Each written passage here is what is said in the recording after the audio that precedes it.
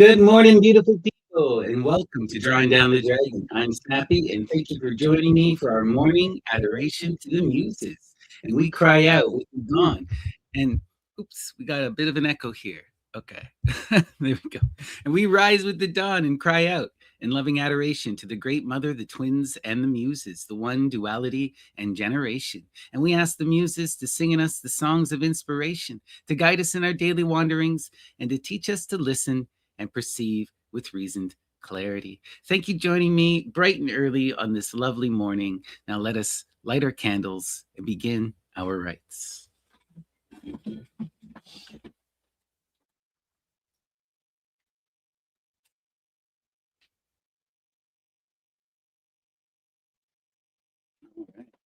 Hail Hestia. Thank you guys all for joining me. Good to see you, Shorty DMT. Much love, Metal Chaos. Thank you guys for joining me so bright and early. I apologize for not being around yesterday. I'm dealing with this really bad sore throat, and I thought it would be really good to take a break. But we are back today, and life is beautiful. And now let's begin by discussing the astrology. We find ourselves under the moon in Pisces. And the moon in Pisces is wild, wild energy, right? It's calling us into the depths of our emotions. It's calling us to really feel things deeply. Now is a time when we can really connect to our true feelings, our true inner world, when we can rise and really overcome the heavy difficulties. There's always a lot of emotional weight and pain that people feel. And oftentimes, this kind of stuff is incomprehensible to our egoic self, our logical mind. But in the depths of the waters of Pisces, we can really feel this energy and understand it for what it is, right? And we can also use this Pisces energy to do the same with the beautiful people around us. You can know your loved ones in a way that you wouldn't be able to otherwise. There's a deep, deep intimacy possible with this energy, right? And it is really, really beautiful. The thing, though, is that this energy can also pull you really deep into those dark places. It can overwhelm you in the emotions. So it's really important that you try to balance this energy out as well. Don't get too sucked in. But now is a time for deep, deep connection, for deep understanding. Pisces is such beautiful, magical energy. Go with the flow and discover the self. Love it. All right. Now let's discuss our title, The Secret Sweet, the Whispered Word. This beautiful line comes to us from a magical poem from one of my favorite poet, let's be honest, my favorite poet, Madison Julius Kawine. We're going to read a few poems by Madison this morning. This is called The Rose is Secret. The Rose is Secret. When down the west the new moon slipped, a curved canoe that dipped and tipped. When from the rose the dewdrop dripped, as if it shed its heart blood slow, as softly silent as a star. I climbed a lattice that I know, a window lattice held ajar by one slim hand as white as snow. The hand of her who set me here, a rose to bloom from year to year. I, who have heard the bird of June sing all night long neath the moon. I, who have heard the zephyr croon soft music mid spring's avenues, heard then a sweeter sound than these among the shadows and the dews, a heart that beat like any bee's, sweet with a name and a no whose. Her heart that, leaning, pressed on me, a rose she never looked to see.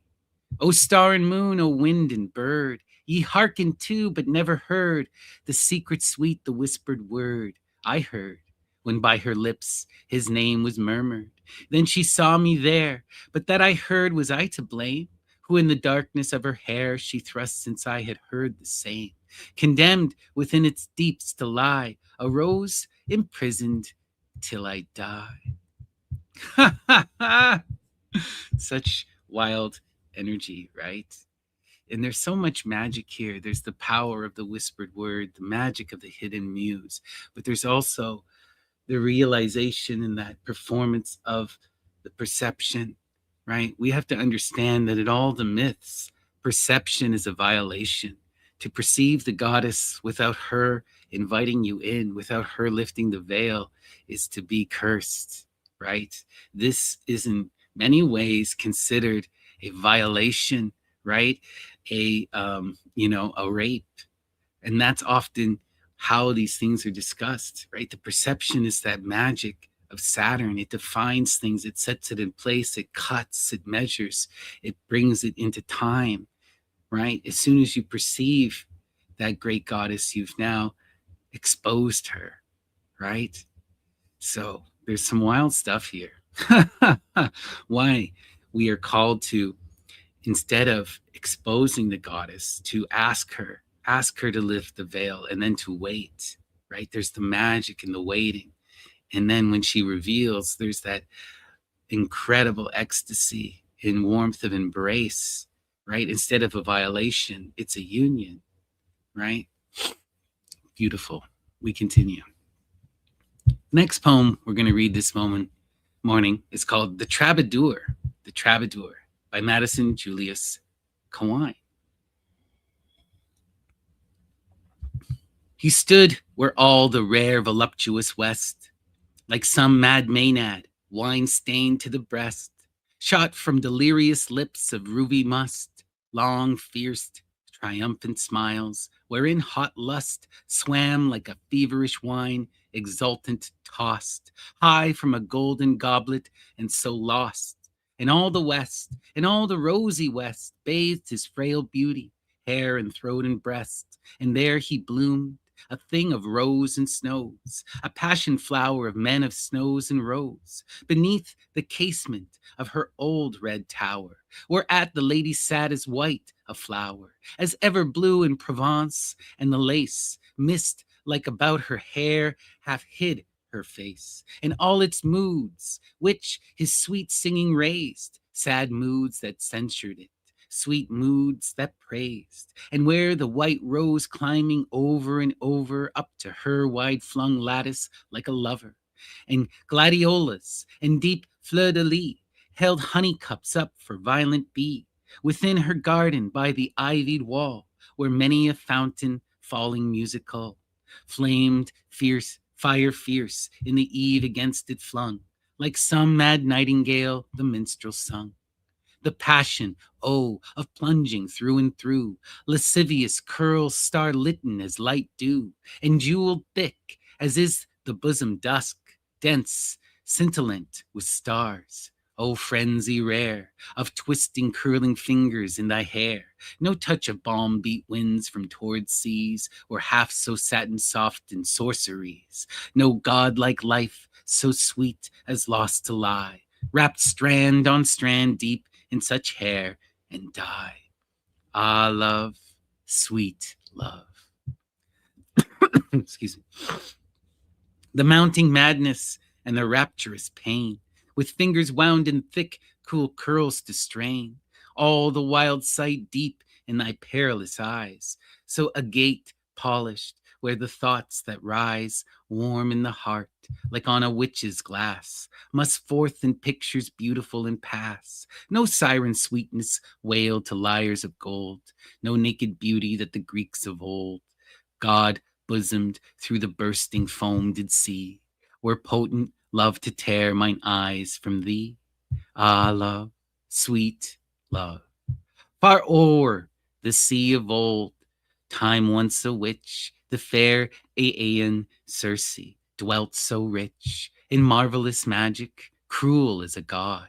She made her unmade lovers at a nod.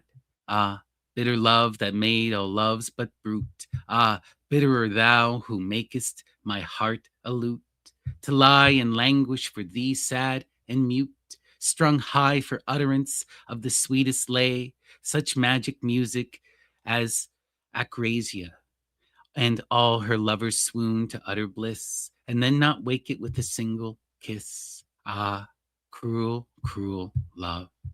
Knee deep within the dew damp grasses there, against the stars that now were everywhere, flung through the perfumed heavens of angel hands, and linked in tangled labyrinths of bands. clouds of soft rose-hearted flame and glimmer rolled, one vast immensity of mazy gold.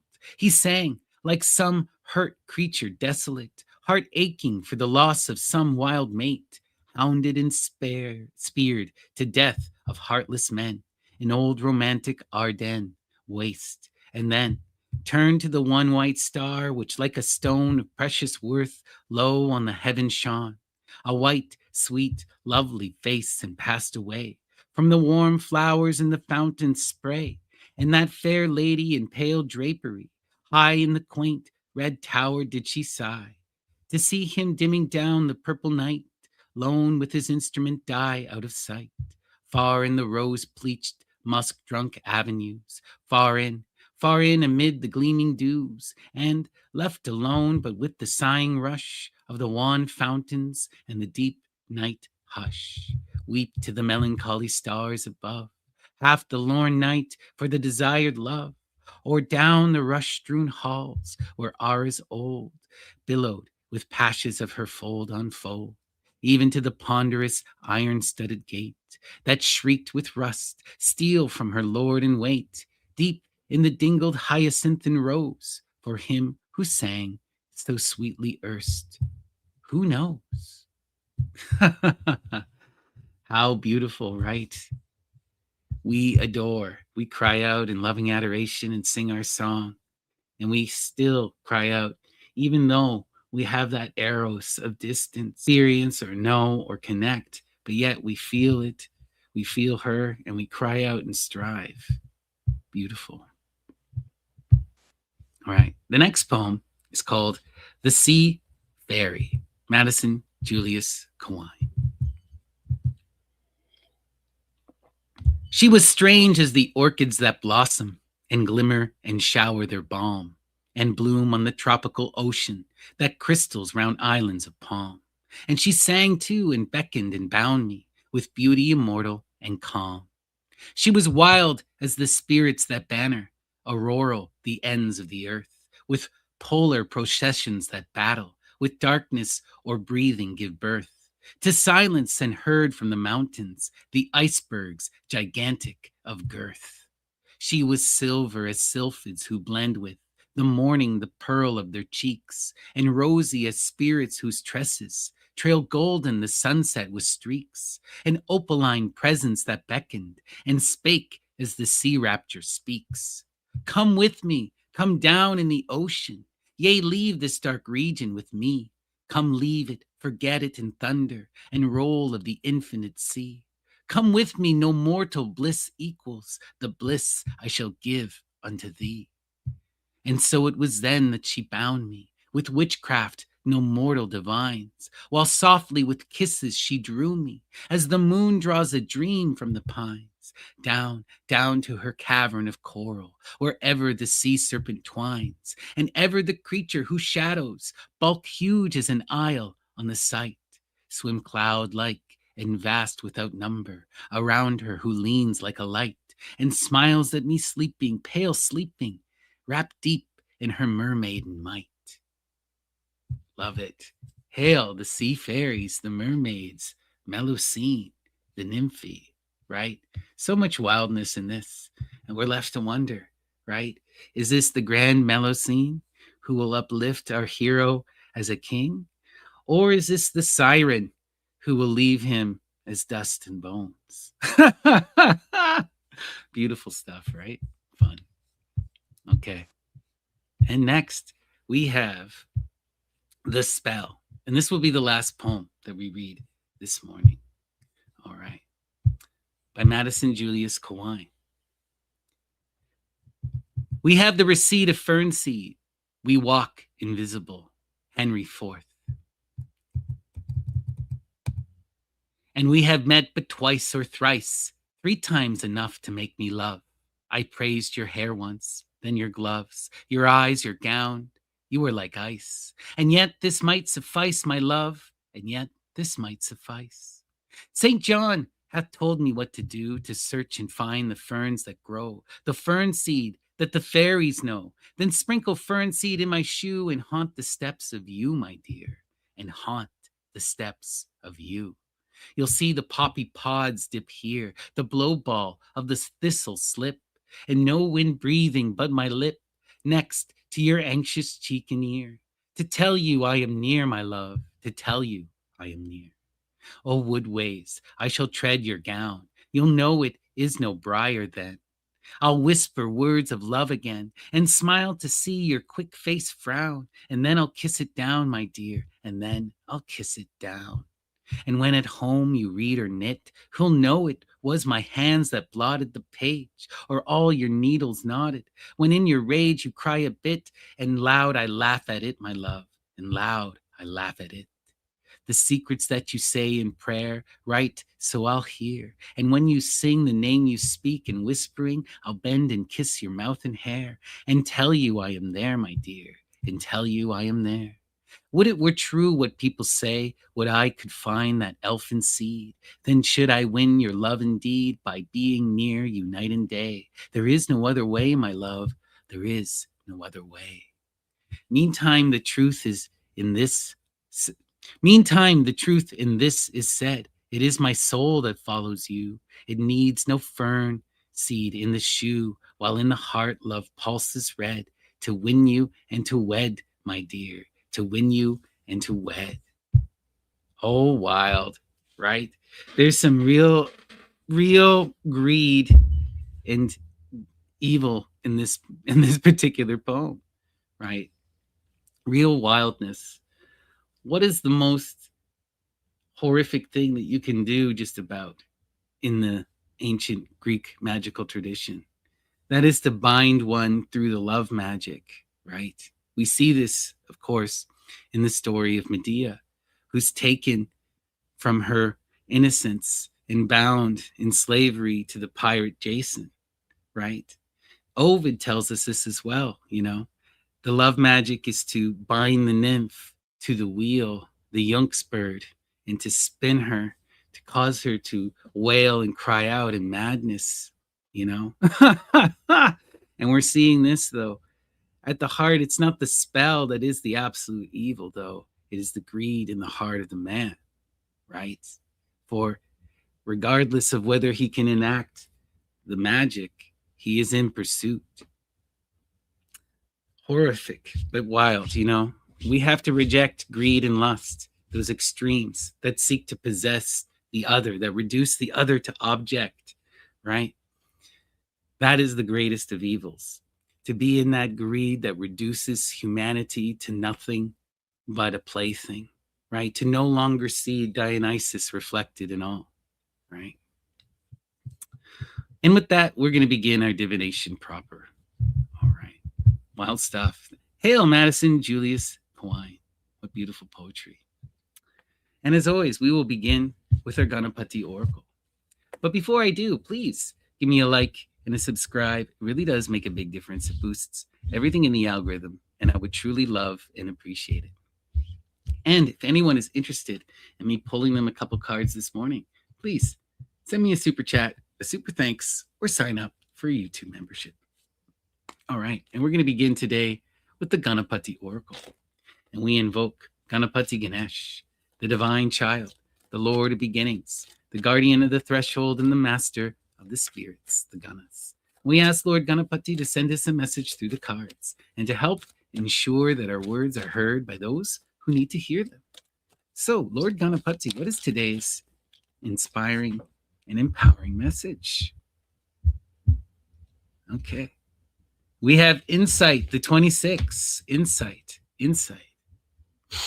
I am feeling better. Thank you for asking, Steph. Really appreciate that. Beautiful. Yeah. Just needed some time to take some lozenges and to relax a bit, And I got a lot done yesterday, so I feel good, All right. 26. So, first off, the energy of the 2 and of the 6, right? The 2 is in the tarot, the high priestess, the light hidden in the darkness, the highest muse, Hecate, right? Aphrodite, Urania, the voice in the darkness that calls us to the heights of the ideal. And the 6, right, is that perfected middle path, the lover's path, Bacchus, an adoration of Venus, the energy that calls us into that commitment to the muse, that calls us to marry, that calls us to go through that process of divine imitation and profound refinement, right? That calls us to the heights, right? And this is profound. What we're seeing here is to engage this energy, we must seek the information within, the insight within, right? And this will take us to that profound inner strength, the magic of the eight, which in the tarot is strength, the power of Leo, the magic of lust, the energy that calls us to empower ourselves and our will and to endure, to draw down the moon, right? To enact our will. This is incredible energy, right? We're seeing so much potential, so much power, walking and living and being upon that magical path. And we find the answer, and the way to engage this path is through the inner sight. It's through the inner vision, right? And we see this throughout the magical tradition. I always love to go to Numa, right? The ideal king, the ideal priest. And Numa found his muse by sitting in the silence and in the darkness, by going inward, by waiting and listening, by engaging in nature, right? By doing those things, by sitting in nature and in the silence and committing to this practice. It took him 5 years, but eventually that muse spoke to him. Eventually that muse came to him and led him down that path of divine imitation. And he did what? He married his muse, committed to the nymph Egeria. And Egeria did what? Gave him divine inspiration, gave him the texts, the laws of Rome, empowered him in order to be that king, right? In order to protect and uplift his city. But he was instead the conduit, the hierophant, the voice of the muse, right? But it was all her. And all of that power came from the insight, came from the commitment, came from that willingness to pursue and imitate the muse. Powerful stuff. Seek that inner sight. Sit in the darkness and in the silence. Find the muse and commit to that loving path. That's the message. Wonderful. All right. And next up, we're going to go to the Angel Guardian Oracle. The Angel Guardian Oracle. All right. And let us invoke the spirits, the guardian spirits, the angels. Oh, sorry, what am I doing? Tired this morning. We're going to the Fairy Guardian Oracle first. The Fairy Guardian Oracle. And we invoke the spirits, the fairies, the daimones, the lares, the manes, the penates, the genii, the seleni, the satyrs, the dryads, the naiads, the oreads, the nymphes, the nereids, the kurids, the coryabantes, the elves, and the gnomes. All the spirits of mind, the spirits of place, the spirits of the ancestors, the spirits of the elements, of the dead. We invite them all in and ask them to watch over our readings, to guide my hands and inspire. What is the message, fairy spirits? Let's take a look. All right, flourish. The lotus flower fairy tells you to learn from experience and shed your inner light on any unclear areas of your life or those of others. Flourish, flourish. What is the magic of the lotus? What is the magic of the lotus? Besides, of course, that this is a teaching herb and entheogen, right? The lotus rises from the muck. It rises from the muck and it sits atop the water, and it blossoms in purity and in true beauty, right?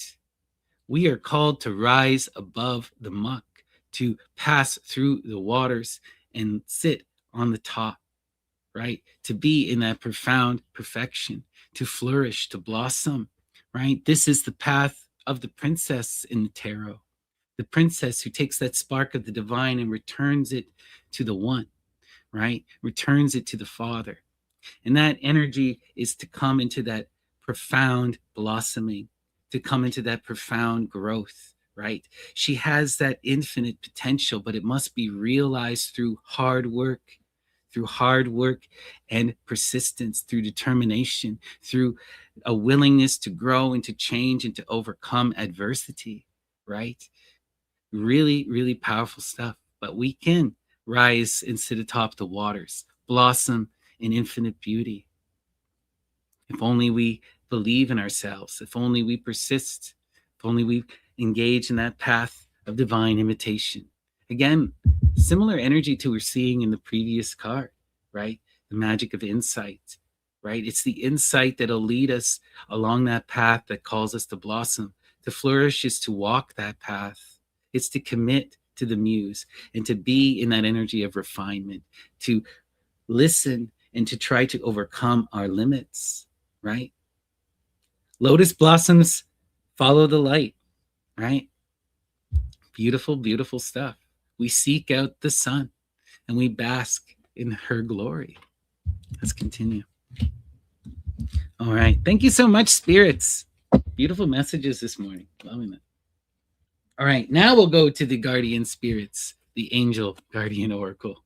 All right. And let us invoke the angelos, the guardian spirits, and ask them to protect us, to guide us throughout our days, and to help us to overcome our limits. What is the message, guardian spirits? Let's see. Inspire.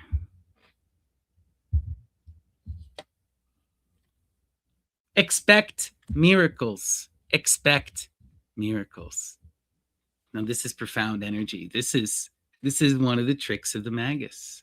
One of the tricks of the magus. If you believe it, it'll come. If you empower yourself in that transformative will, then you can shape reality, right? If you expect it, then that possibility is there. Without the expectation, you can never engage, right? People are always like, oh, if I engage in this, I'm not sure if the magic will come true. Yeah, you don't know for sure. But if you don't believe in it, then you can be certain it won't come true, right? If you don't expect it, you can be certain it won't happen. This is the power of the magus. It's all in the stories we tell. And if you tell yourself you can't and you won't, then you won't. If you define yourself, right? Think about this. Think about this. We have the power to reshape our reality, to change our perspective, right? The ego is fragile and fickle. It is a construction. You have the force of will to shape this. This is where the magic of the magus lies, in reshaping the self, right? And when you control the story you tell, the image you project, then you can transform your life. We have to break free of these false spooks of identity bound up in nonsense, right? If you tell yourself you are sick, if you tell yourself you are a failure, if you tell yourself you can't succeed, then all of this is true, right? Even if there is a sparkle of truth to any of that, it doesn't matter. It's about the stories we tell and how we react, right? We are in the driver's seat. And if you define yourself in negativity, then you bind yourself up in it. If you expect miracles, then they will come. You have to imagine yourself winning, succeeding, achieving, coming into harmony, into the beauty of community and nature, right? And when you tell those positive stories, they don't just impact you, they impact the universe and the world around you. People react. People want to uplift and fulfill these positive stories. They will help you. They will believe in you.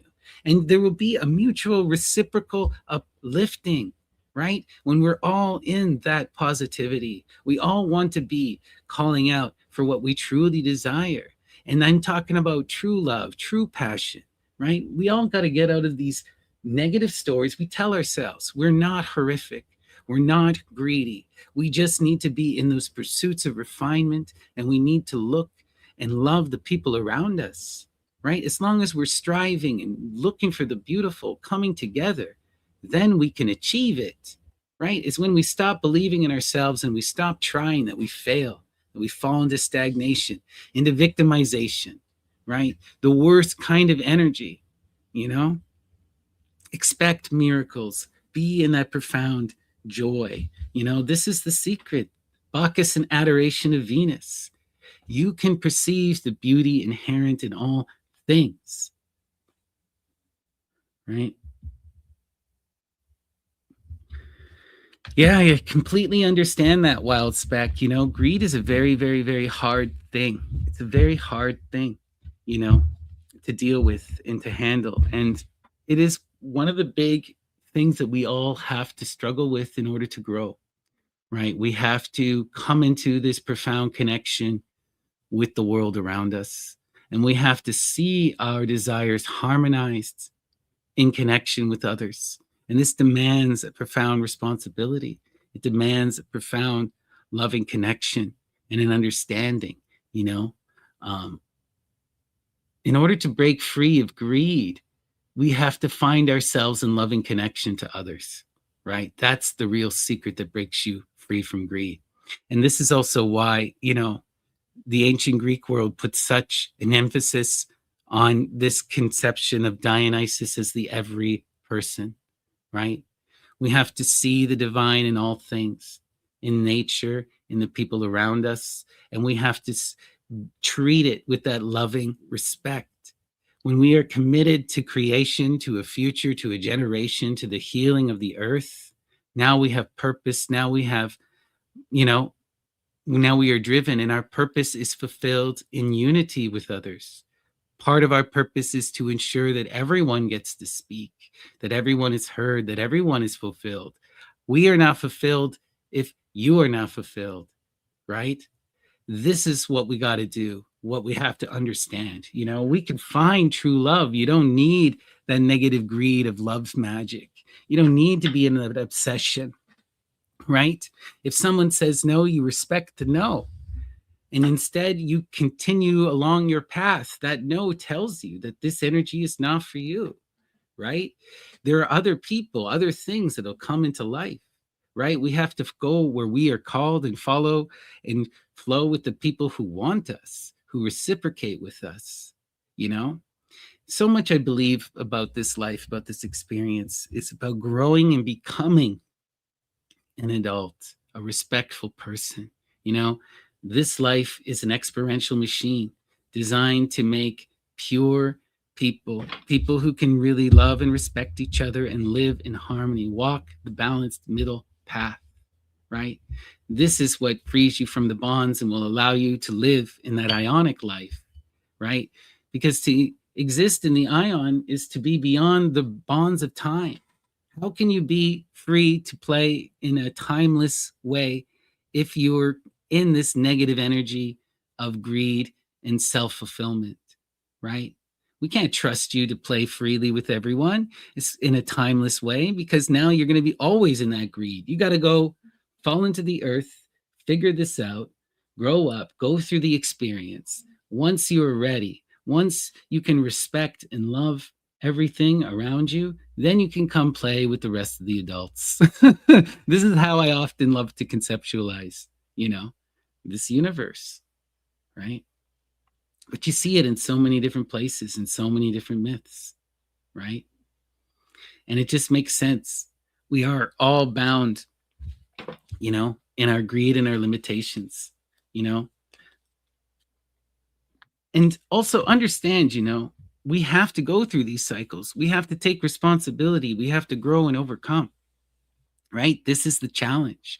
This is life, right? This is our duty. We will fall short, and then we will try again and try again and try again. This is the nature, right? If you want to get into that loving reciprocal flow, then you have to try for loving reciprocal flow. You have to be in that energy of giving and receiving. And you have to be constantly working for that achievement, And it's okay if you fall short. That's okay. What we want to do is take accountability by not falling into those traps again. The best way forward is to learn from your mistakes and to try and continuously refine. When we fall short, we do something about it through changed action, right? Really powerful stuff. Okay. Oh, good morning, Jesse. Thank you so much for the donation. Oh, I like that. Disco Nisus. That's cute. Check out the username, folks. Really cute. Beautiful. All right. And let's give them our first donation of the morning, and then we can transition over to our tarot readings. All right. Thank you for the support. Really appreciate you, Jesse. All the love in the world. Let's see here. Which tarot do we wish to go to? Oh, we got to go to this one. It's staring me right in the face. Midnight Magic Mushroom tarot. This has been a favorite of mine lately. It's a lot of fun. Let us invoke Apollo and the Muses and ask them to shine their light upon Jesse, to guide them throughout their to guide them throughout their day, and to help them realize the beauty of their dreams. So, Apollo and the Muses, what is the message for Jesse Disco Nisus? Let's take a look.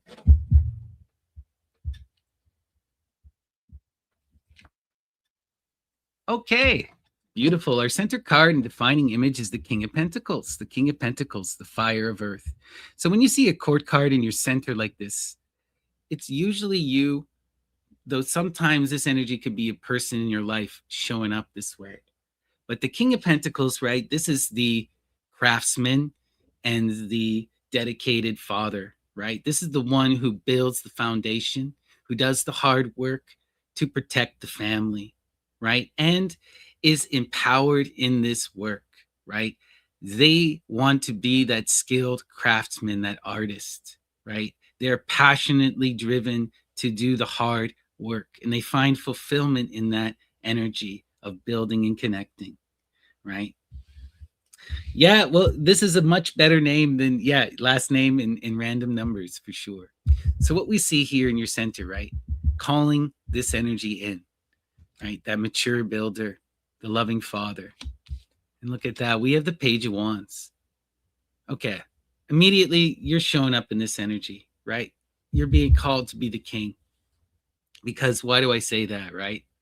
Because this is what the princess needs. The princess always represents new life, new life. And this can be, in a literal sense, children, but often this is in the sense of ideas, profound ideas, though, things that exist beyond you and transform you, like a new business, like a profound creative piece of art that takes on a life of its own, like a novel, like a movie, something that is a truly created work, often that is created not just through you, but in connection with many other people.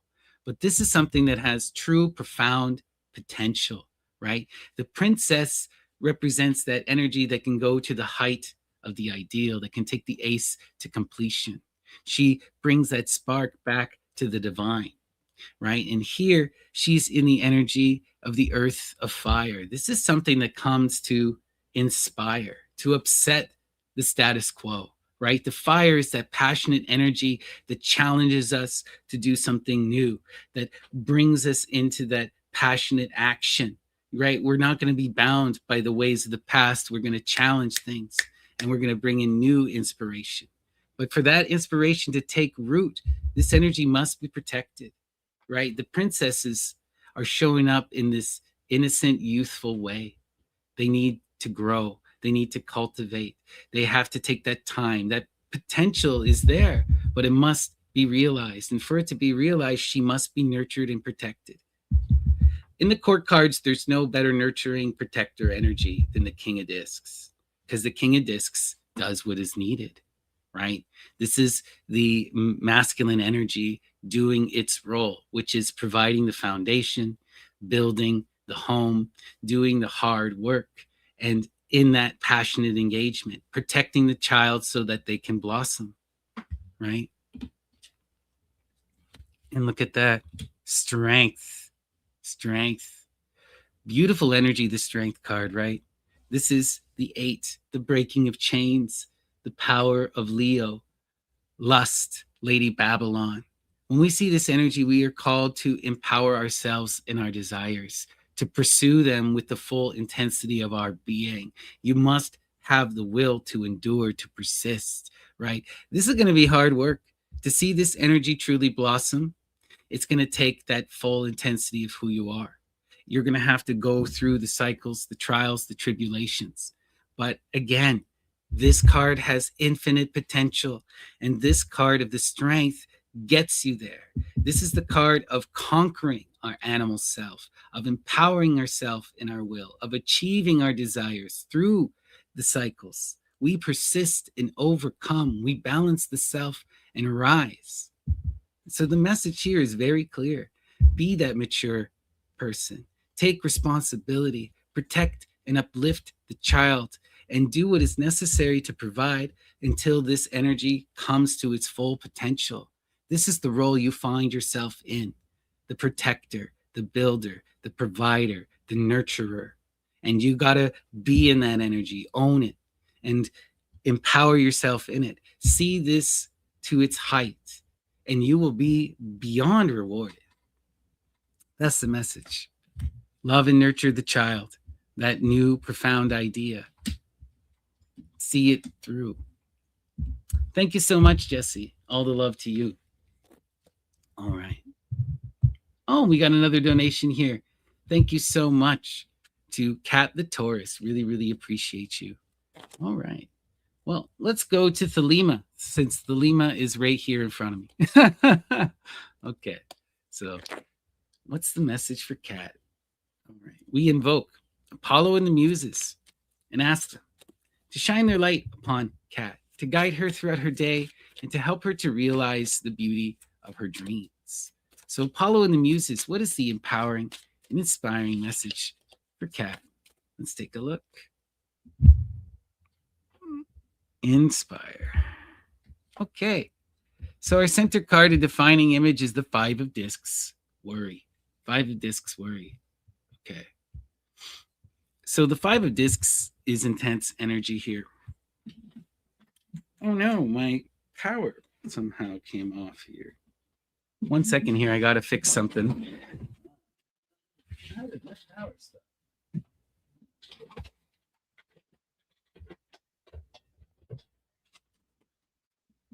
That is so weird.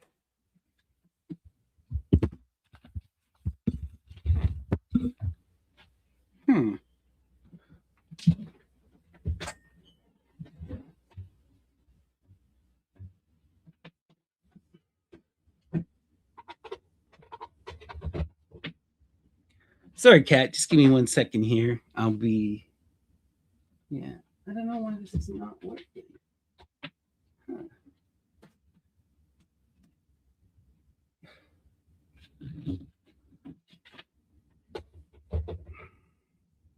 Okay. That is so weird.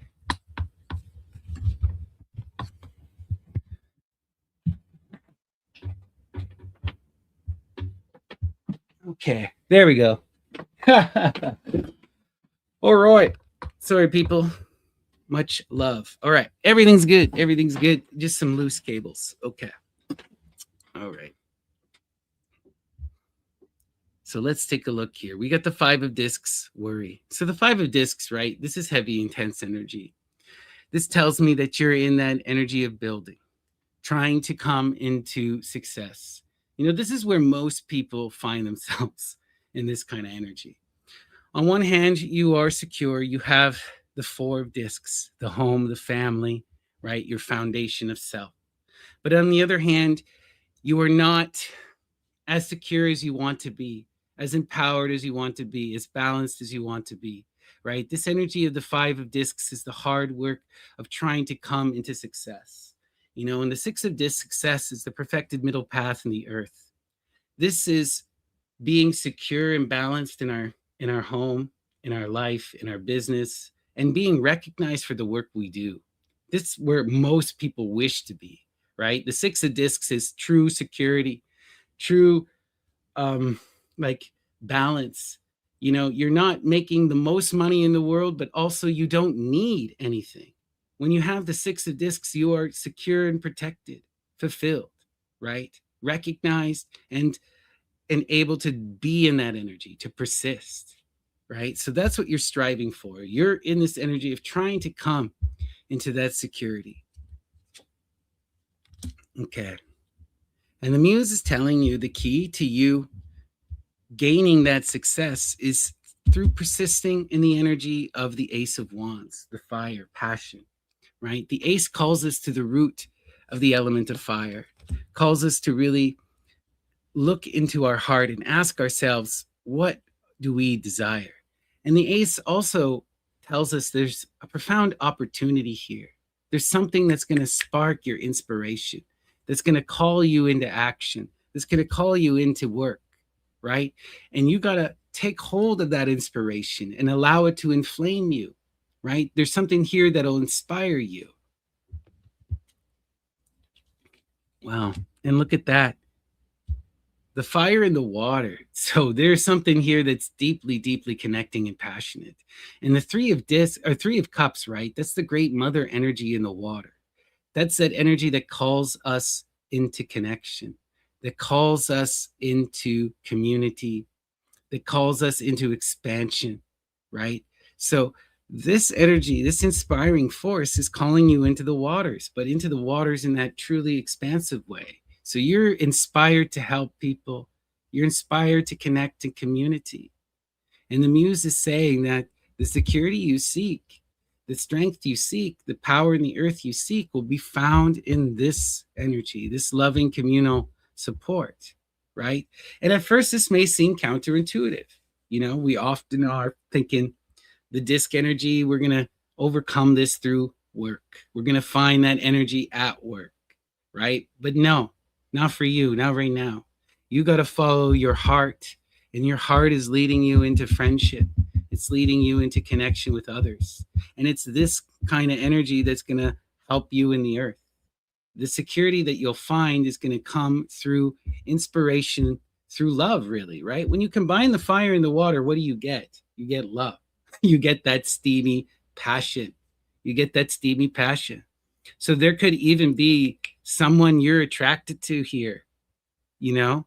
It's hard to say. The three implies lots of friendship, lots of connection, lots of possibility, right? And the ace takes you into the heights of passion and self-realization, you know? So what I'm getting from the muse here is, of course, we have to struggle in the earth no matter what. It's just what we're all called to. But the real support, the real growth that you find will be found when you embrace your desires and when you come into connection with others.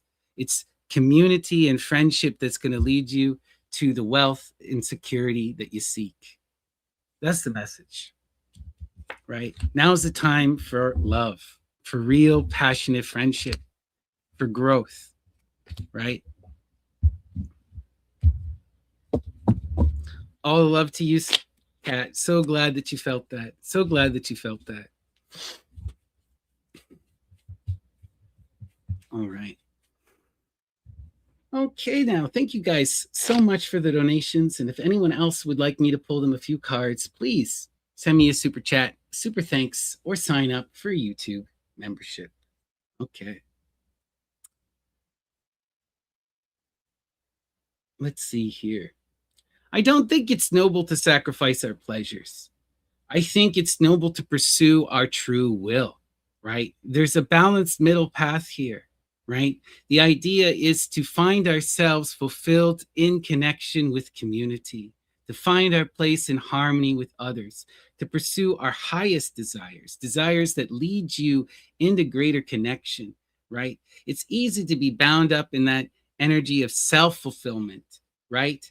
And you know, it is a noble sacrifice to get out of that self-fulfilling selfish energy, but that's only one aspect of desire, a very, very limited initial form of desire, childish energy, right? If you're really pursuing your passions, if you're really pursuing love, if you're in flow and harmony with the people around you, then you will come into passionate fulfillment.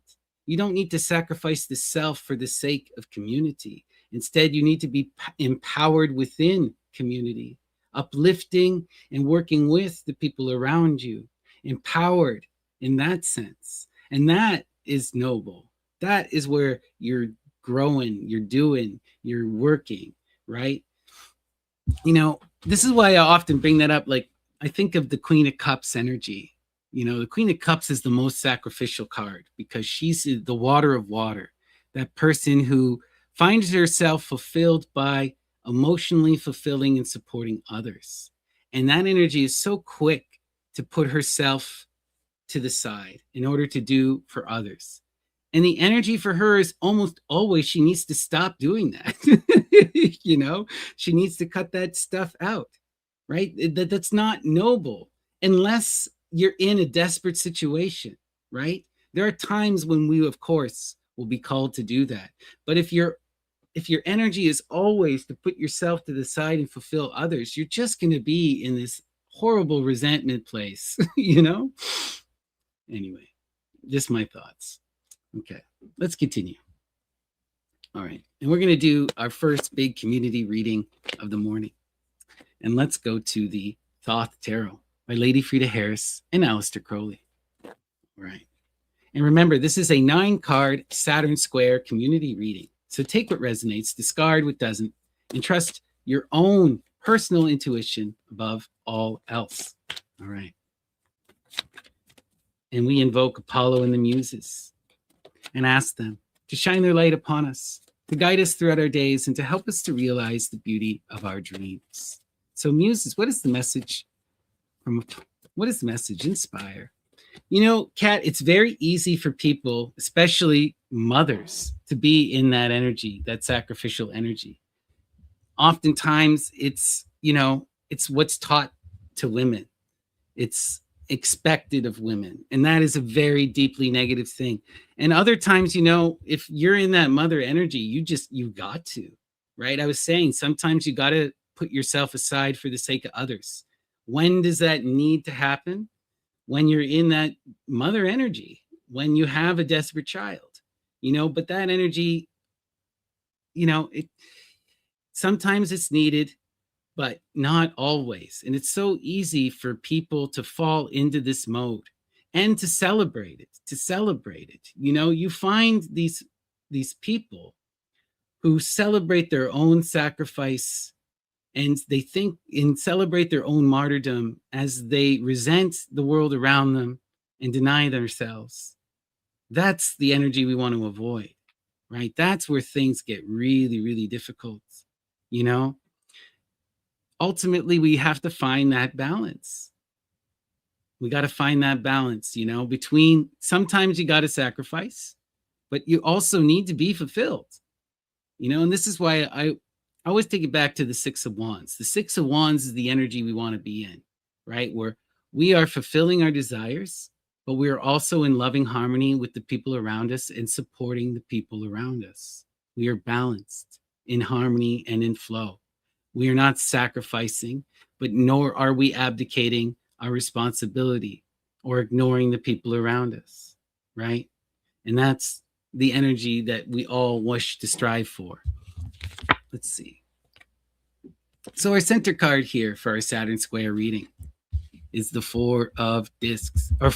the Emperor, right? Aries energy, heavy energy, the Emperor, right? And the Emperor is all about constructing the vision, taking responsibility, being the authority in one's life, and building the foundation, creating that energy upon which we can stand and build. Really intense, really powerful, and really, really complicated and heavy stuff. On one hand, this is the loving Father, the one who constructs the foundation, who protects us and nurtures us, ensures that we come into loving fulfillment and can grow. Other times, this energy becomes the tyrant, the force that binds us to the foundation, that denies us our growth and our originality, our own perspective, right? In the center like this, we are being forced to face this energy. And there's a truth with this. All of us have to be the emperor at certain times in our life. All of us have to take responsibility, cultivate the vision for ourselves, be the authority, build and create the self, right? And that's what this energy is really about. Let's see. Okay. We have the Knight of Swords. The Knight of Swords, right? The Knight of Swords is the heir of fire, the mature knight who's in that pursuit of wisdom and communication. They wish to understand and to be understood. And they're in that conflict energy, that debate energy, right? They're fighting for truth and justice. They're trying to prove themselves right. They're struggling and they're overcoming. And they're inflamed in that passionate rivalry, right? They love the struggle to know. Really intense energy. And we're seeing that knight being called to become the emperor. This is a mature energy, but it's not as mature as this. It's not as intense as this. And so there's a need for us to take even further responsibility, to take even further authority and centrality, you know? Yeah, look at that. Often what we see with the Knight of Swords, right? The Knight of Swords is capable of such profound thought, incredible logic, incredible energy, but there always runs the risk of overthinking, of getting in our own way, right? We often see this too with that energy of the Virgo sun and its negative, right? Overthinking and preventing ourselves from acting, that energy of over analysis and then never doing. And that's what we're seeing here. The Knight is thinking about this energy, trying to struggle with this energy. You know, the emperor is complicated. The emperor is complicated. It's not just something you put on. You know, it's easy to think of a million reasons why you shouldn't, right? And it's easy to get caught up in that energy of when, where, what, and how. And that's what we're seeing here with the Knight. They're bound up in this overthinking. They're trying to understand how to approach this, and instead what they're doing is they're not doing anything. You know, they're finding themselves caught. They need to empower themselves and to take authority, and they're afraid to do so, right? Oh, interesting. The Prince of Swords. Now we're getting some clarity here. Okay. Now we're getting some clarity here. This energy is actually what we're seeing here is the prince becoming the knight, taking responsibility, breaking free of the overthinking energy, and becoming that mature actor. You know, the Prince of Swords is the heir of air, the heir of air, the youthful person who's caught up in their imagination, who's bound by their overthinking and is lashing out at the world and everyone in it, right? They find themselves unable to communicate. They find themselves unable to express because they're so caught up in their own worlds. They've isolated themselves. You know, these are people who look at the universe and are frustrated. Why doesn't the world conform to the way I think it should be? They look at themselves and they're frustrated. Why do I not appear and am as I believe I should be? You know, and this energy is caught up here. So at first I thought maybe it was the king, but it's the prince, and we're being called to be the king. The difference between the prince and the king is one of passion, right? The king is inflamed in that desire to learn and to overcome. They breaking free of that 8 and taking responsibility. They're pursuing knowledge and they're willing to engage with others. Whereas the prince, they're caught up in their own world. They're caught up in their own mind. They're still capable of great imagination, great thought, great understanding, but they're not engaging with the people around them. They're not trying to pursue connection or truth or justice. No, they're trying for this self-fulfillment. And that energy is never going to go anywhere, right? Yeah, look at that. Look at that. Man, doesn't get more clear than this. The 6 of Wands, victory, knowledge and conversation with the highest muse, walking the walk, talking the talk. This is that energy I've been talking about, being in that loving, passionate, true will energy where we are fulfilling our desires, but are also in harmony with the universe, uplifting and protecting and fulfilling the people around us. We are fulfilled by being in harmony, right? This is profound, profound energy. That prince is coming to true self-discovery, and that energy is calling them to take responsibility and become the prince, break free of overthinking, of interfering energy, and become their mature, passionate self, right? This is the energy they're meant to be in. They got to pursue that knowledge. They have all of this incredible energy of the air, all of that imagination and thought. Now, if they can inflame themselves and direct that thought, they can come into true wisdom. They can come into true justice, right? This is beautiful. Yeah. Right? We have the 3 of Swords, sorrow, miscommunication and misunderstanding. That's the nature of the prince, right? They're in that frustrated mode because they don't understand the universe and the universe doesn't understand them. And what is the reason for this? This is deeply Saturnian energy, the 3 of Swords, right? And It's this energy of trying to force our perspective on the universe. Instead of coming into conversation, instead of recognizing the perspectives and listening to others, we're in that domination energy. I want to be understood. I want people to accept my perspective and to follow me. As long as you're in that energy, you're going to be in conflict. You're going to be in conflict. The three, the great mother force, calls us instead to come into connection, to come into the weave, to change this three into the four of truce, of repose. And the four of swords, what are we doing now? We're setting our swords aside. We're balancing them out. And we're listening to all perspectives. The magic of the four of swords is now through that listening, through the compromise, through the collaboration, we gain additional perspective. We see beyond our individual limits and we come into true wisdom. And this is what we see with the prince. When they can get out of that selfish energy of trying to enforce their perspective, of demanding to be heard and listened to, then they can break free of that interference as well and take responsibility and become the knight. Let's see. Yeah. The key to this is the prince just has to have the strength to endure. To be the emperor is difficult.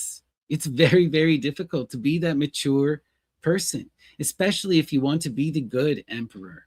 But this is a path worth following. This is an energy worth engaging. It'll help you to construct the foundation, to be your best self, to take responsibility, to construct a vision that'll call you into action, right? It's wild, powerful energy.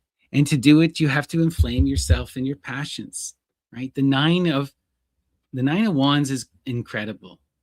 It is the strength, the will to endure, little Lady Babylon. And this energy calls us to inflame ourselves, to take that passionate energy and to put it to work, to be our best self, to be ourselves, and to endure, to persist. Eventually, we will come into this power. We will, because we have the force to take us there. And look at that. The high priestess, the two, the hidden muse. And look at, you couldn't get more clear. You couldn't get more clear.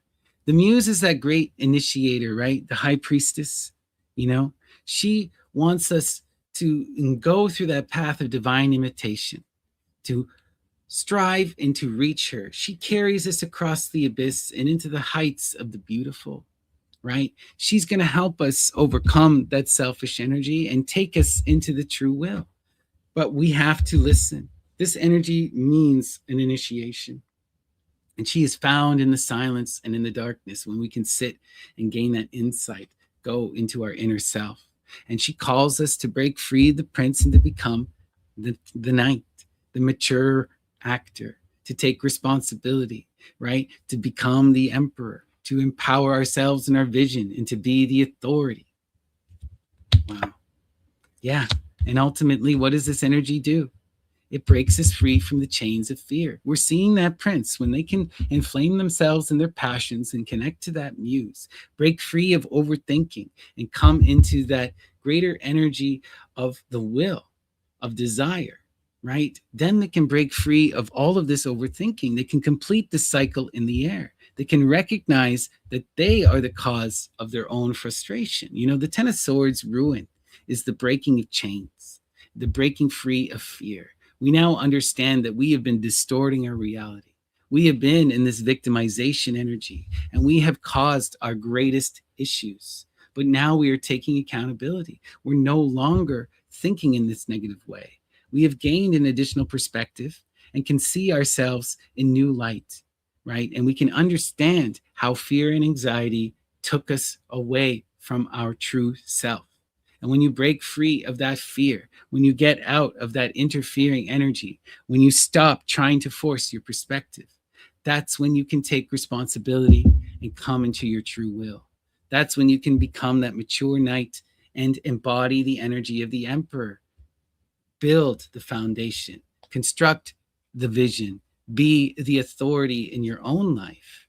The muse is calling you to take charge, to break free of that overthinking and to become the knight who can move in passion and action, who can pursue their true will, who can find themselves inflamed and can live a beautiful life, fulfilled in connection with others, right? Doing what they're meant to do. This is really important, beautiful read here, right? We're seeing that youth take responsibility and come into themselves, find themselves, take responsibility, be the authority, walk the path you're meant to walk, be inflamed in your desires. You know, there's so much potential here. We just have to take charge. That's the message. How lovely. How lovely. What a beautiful read. I hope that resonated with you. It certainly resonated with me. Amazing. And thank you so much to the Thoth Tarot. All right. Let's see here. Up next, which tarot deck do we wish to go to? Let's see. No, overthinking is definitely not an easy one to overcome, right? And the tarot often shows us what we need to do to break free the chains of overthinking. Action. You have to do the polar opposite. What is the polar opposite to the air? It is the earth. It is the earth. When you commit yourself to doing something within the earth, to engaging, now you don't have time to think. Now you're right. And the remedy for the air is also the love, right? The fire and the water combined.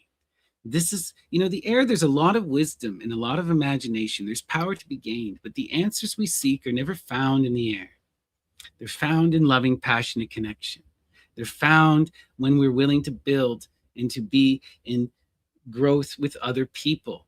And we have to commit to love, commit to the waters, commit to fire, right? Be in that energy. Do something, right? When we're not doing, that's when our minds can wander. That's when we can get caught up in all that negativity, right? We need to recognize our responsibilities to others, right? That's where the true work really comes in. That's when we can no longer be bound up in fear, And also, community provides you with the greater perspective, Oftentimes, our overthinking, our fear, anxiety is born of what? Of not seeing things with clarity. And how do we gain greater clarity? We need additional perspective, right? We're not meant to perceive the universe on our own.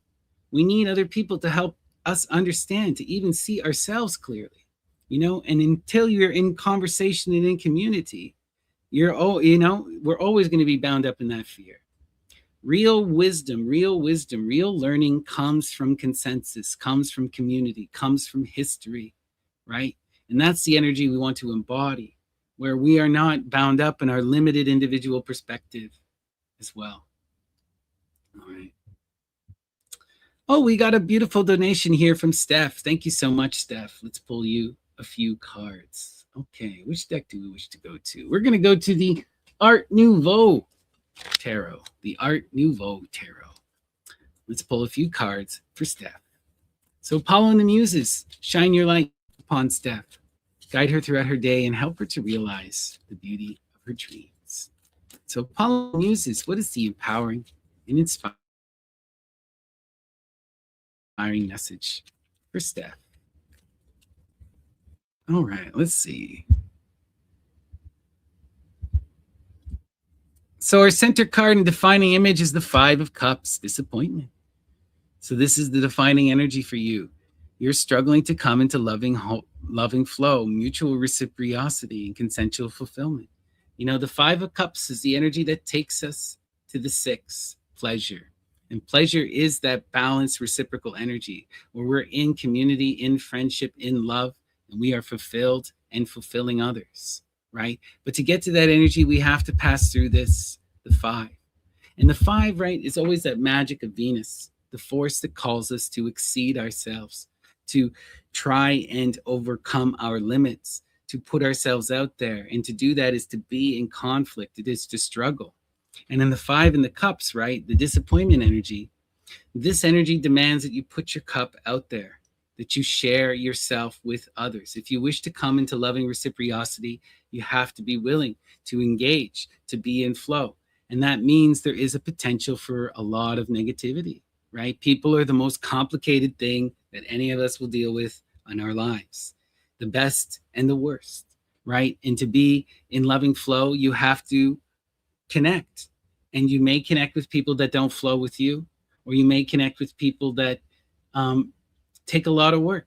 But this is the energy you got to be in. Loving flow, the magic of the six, takes serious, serious work, a lot of conversation, and a willingness to be together, you know? But that's what I see you striving for, loving balance. Yeah, look at this. We have the Ace of Wands, the root of the element of fire. And when we see the ace, this signifies a couple things. First off, there's going to be a profound opportunity here, a passionate spark, something that's leading you into this energy. You're not just putting your love out there, but there's something that's inspiring you to try and connect. The waters and the fires, right? These two elements together produce love. They produce real passion, real connection. You know, so there's something that's calling you into this love energy. You feel a real strong pull at this time. Yeah, the Four of Wands. Okay, why? Why now? What's this about? The Four of Wands is completion, right? The Four of Wands is the recognizing of what we truly desire and want. And this is heavy, heavy energy. This is energy that we build upon. It forms a core sense of ourself. For you to have that energy and to have this spark of opportunity, what I'm seeing here is that you're in this very mature place at this moment. You know, you are now ready to re-engage in the pursuit of love. And you're coming at it from a place of understanding. You know who you are and you know what you want. The muse is telling you to recognize this about yourself. You know, you're in a very different place than you have been before. The Five of Discs is, or Five of Cups is difficult energy, but you're in probably the best kind of energy you can be in to pursue this. Because you got the passion and you got the understanding. So go for it. Put yourself out there. Just recognize what you want and who you are, and that's it, you know? And remember, you know, flow with those who flow with you, cut those out who don't. But there's a lot of potential here. You're on the cusp of fulfillment. You just got to go through this. Put your cup out there. You know who you are. You know what you want. Do it. And you can get it.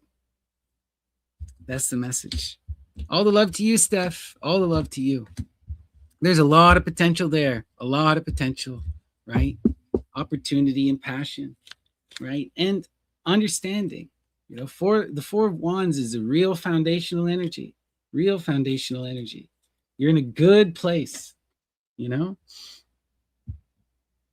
Tres leches for all. Love it. All right. Thank you so much, Steph. Really appreciate it. Or Steph, sorry. Okay. Up next, we've got Pamela. Thank you so much, Pamela, for your loving support. Truly, truly appreciate you. And of course, we can go to the Tabula Mundi Tarot by M. Moline. And let us invoke Apollo and the Muses and ask them to shine their light upon Pamela, to guide them throughout their day and to help them to realize the beauty of their dreams. So Apollo and the Muses, what is the message for Pamela? Inspire.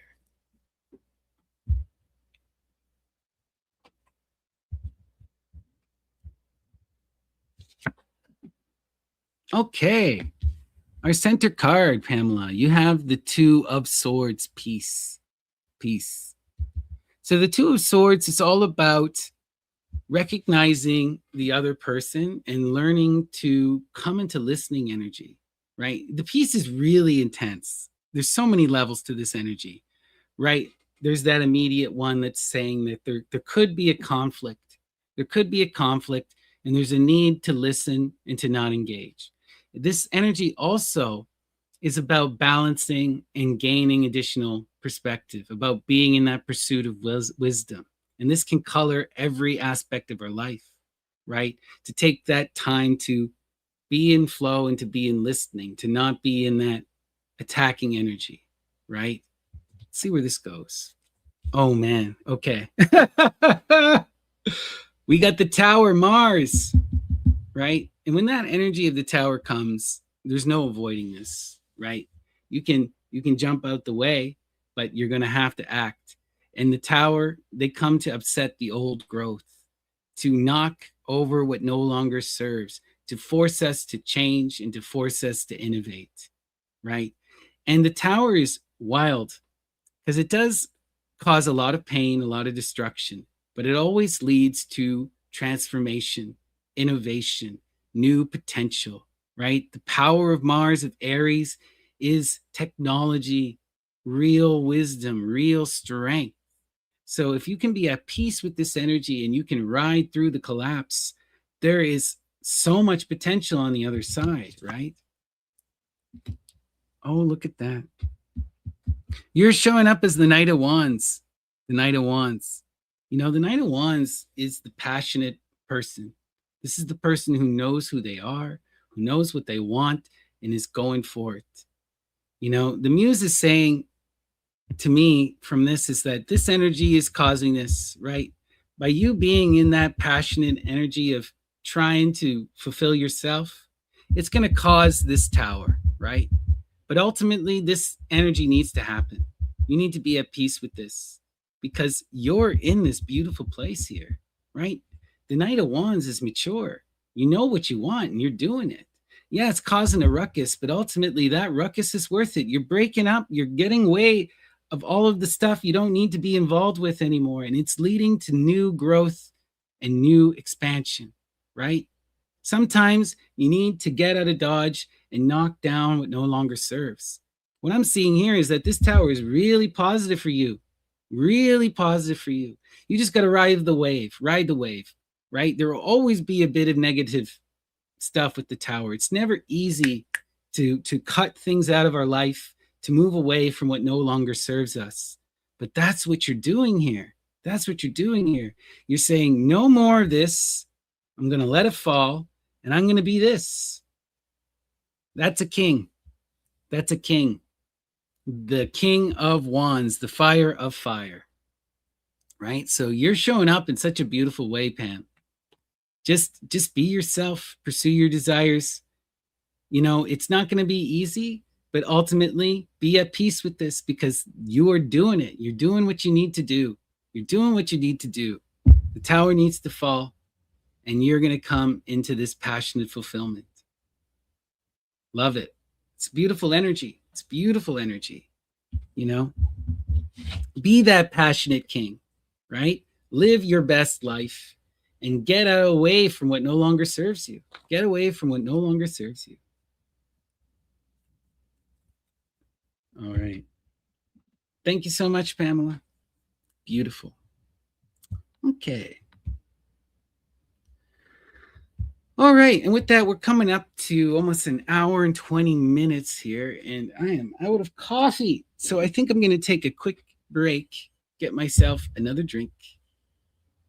Oh, first off, we'll do Ozone Mama, and then I'll take a break. Okay. Thank you so much for your love and support, Ozone Mama. All the love in the world to you. And of course, we'll go to The Thought Tarot by Lady Frida Harris and Aleister Crowley. And let us invoke Apollo and the Muses and ask them to shine their light upon Ozone Mama, to guide her throughout her day and to help her to realize the beauty of her dreams. So Apollo and the Muses, what is the message for Ozone Mama? Let's take a look.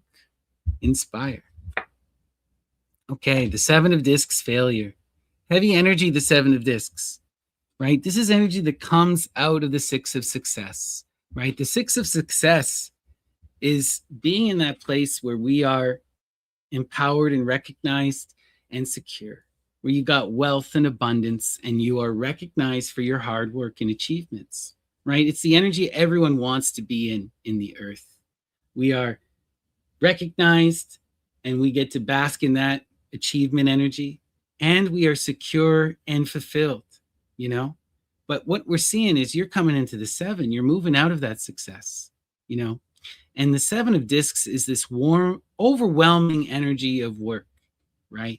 So what this tells me is that you're being burdened by your own success, or you have grown complacent and now are being overburdened. But the energy of the seven tells me that you need help.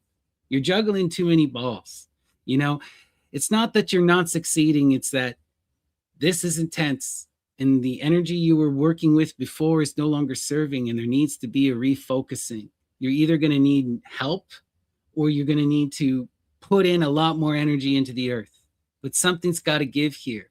You know, the 7 comes as that intense force that is could lead to collapse, right? Things are not an issue yet, but you are feeling it. You are overwhelmed. You are overburdened.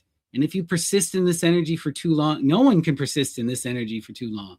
It'll knock you over, right? Let's see. Oh, look at this though. The 10 of Wands, breaking the chains of oppression. Yeah, this is an intense moment for you. What I'm seeing from this energy is when you face this, when you do the hard work and you engage in this energy, what are you doing? You're breaking free of the chains of expectation, right? The 10 of Wands is all about self-discovery and self-realization. And you know what? There's truth in this. Nothing is going to make you realize your limits and your capabilities and who you are like this kind of energy of that overwhelming work, right? The 10 of Wands is all about understanding who we are and breaking free of false expectations, false images, false ideals, false desires. And often these are things that we place upon ourselves, stories we tell ourselves. So what I'm seeing here is when you focus in on this energy, there's going to be a profound self-realization. You're going to know your limits in a very literal sense. And that energy is very freeing.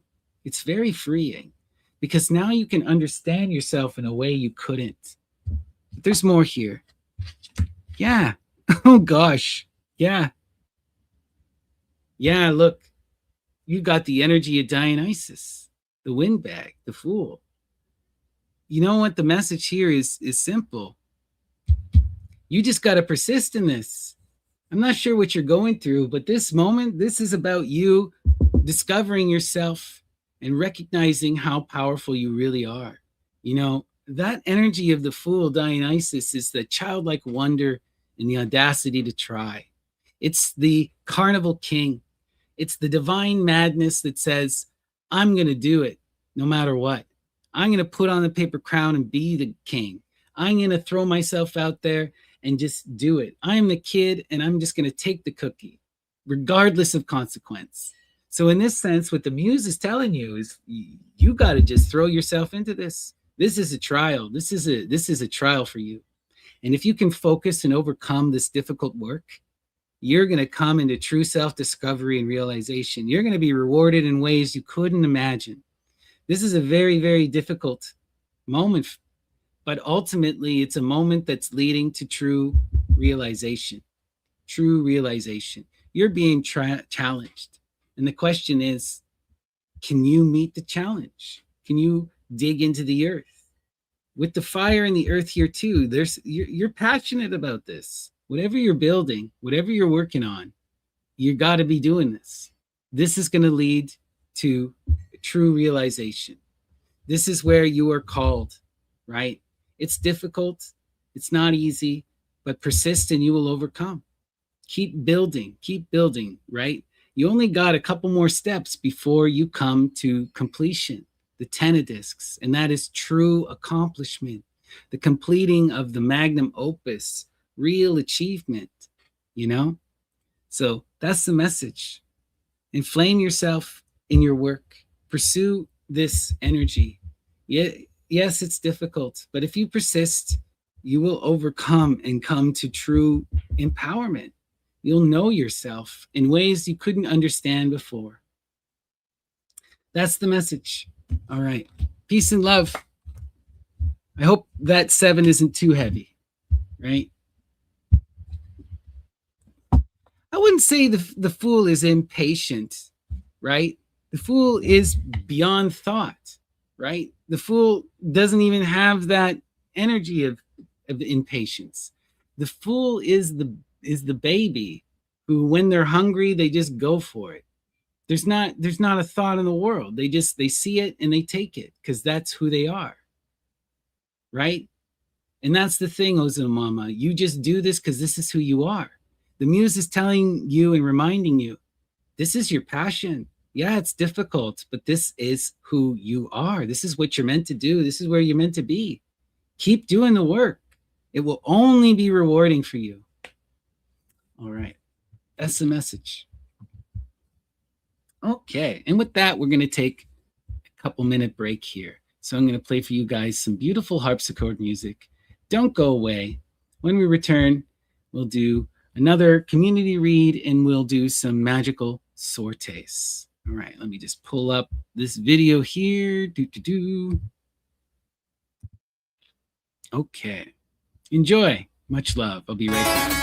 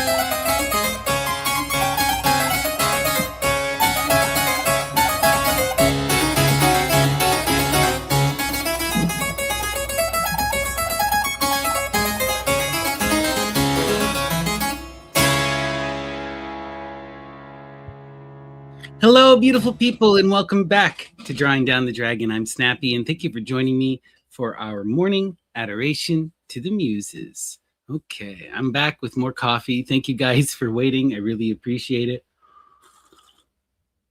Oh, beautiful. That was nice. Okay, let's see here.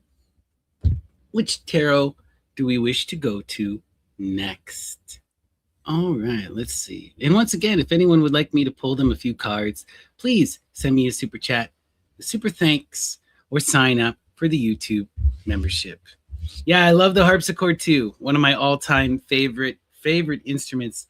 And when you get into the classical stuff, the classical art and the classical music, it's not like I'm one of these people who's a snob.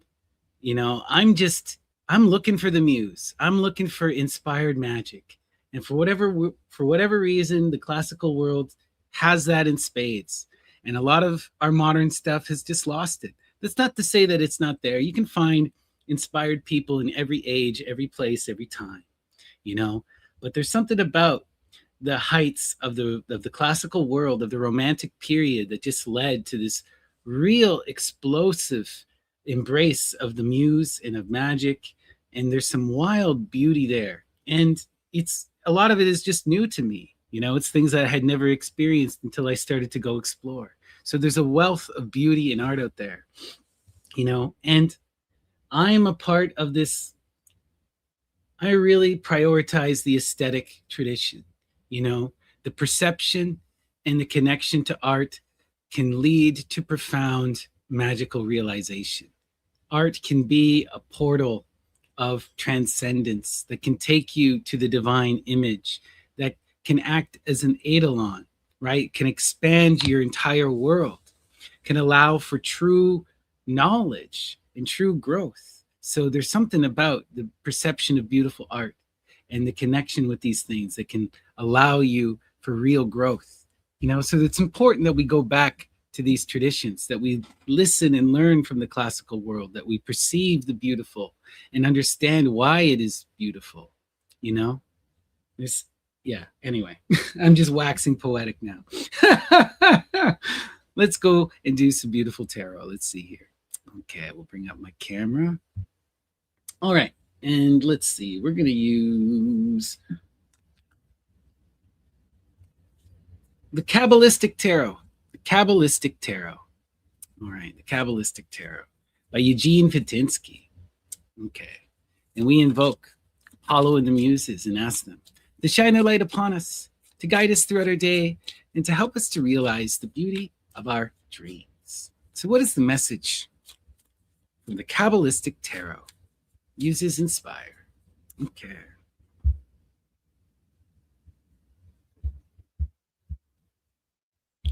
All right, our center card and defining image is Strength, Leo. The 8, the breaking of the chains, right? Inflaming ourselves in our desire, having the will to endure, to persist, conquering our animal self, drawing down the moon, building the city, the tower, right? Incredible, incredible energy. And this is the force on the earth at its most empowered, right? Wow. Let's see. The devil. Capricorn, right? How do we embody that energy of the strength? Where does that will to endure and that magic come from? You have to gain it from that devil energy. The devil is the 15, right? Which takes us to the 6, the perfected middle path.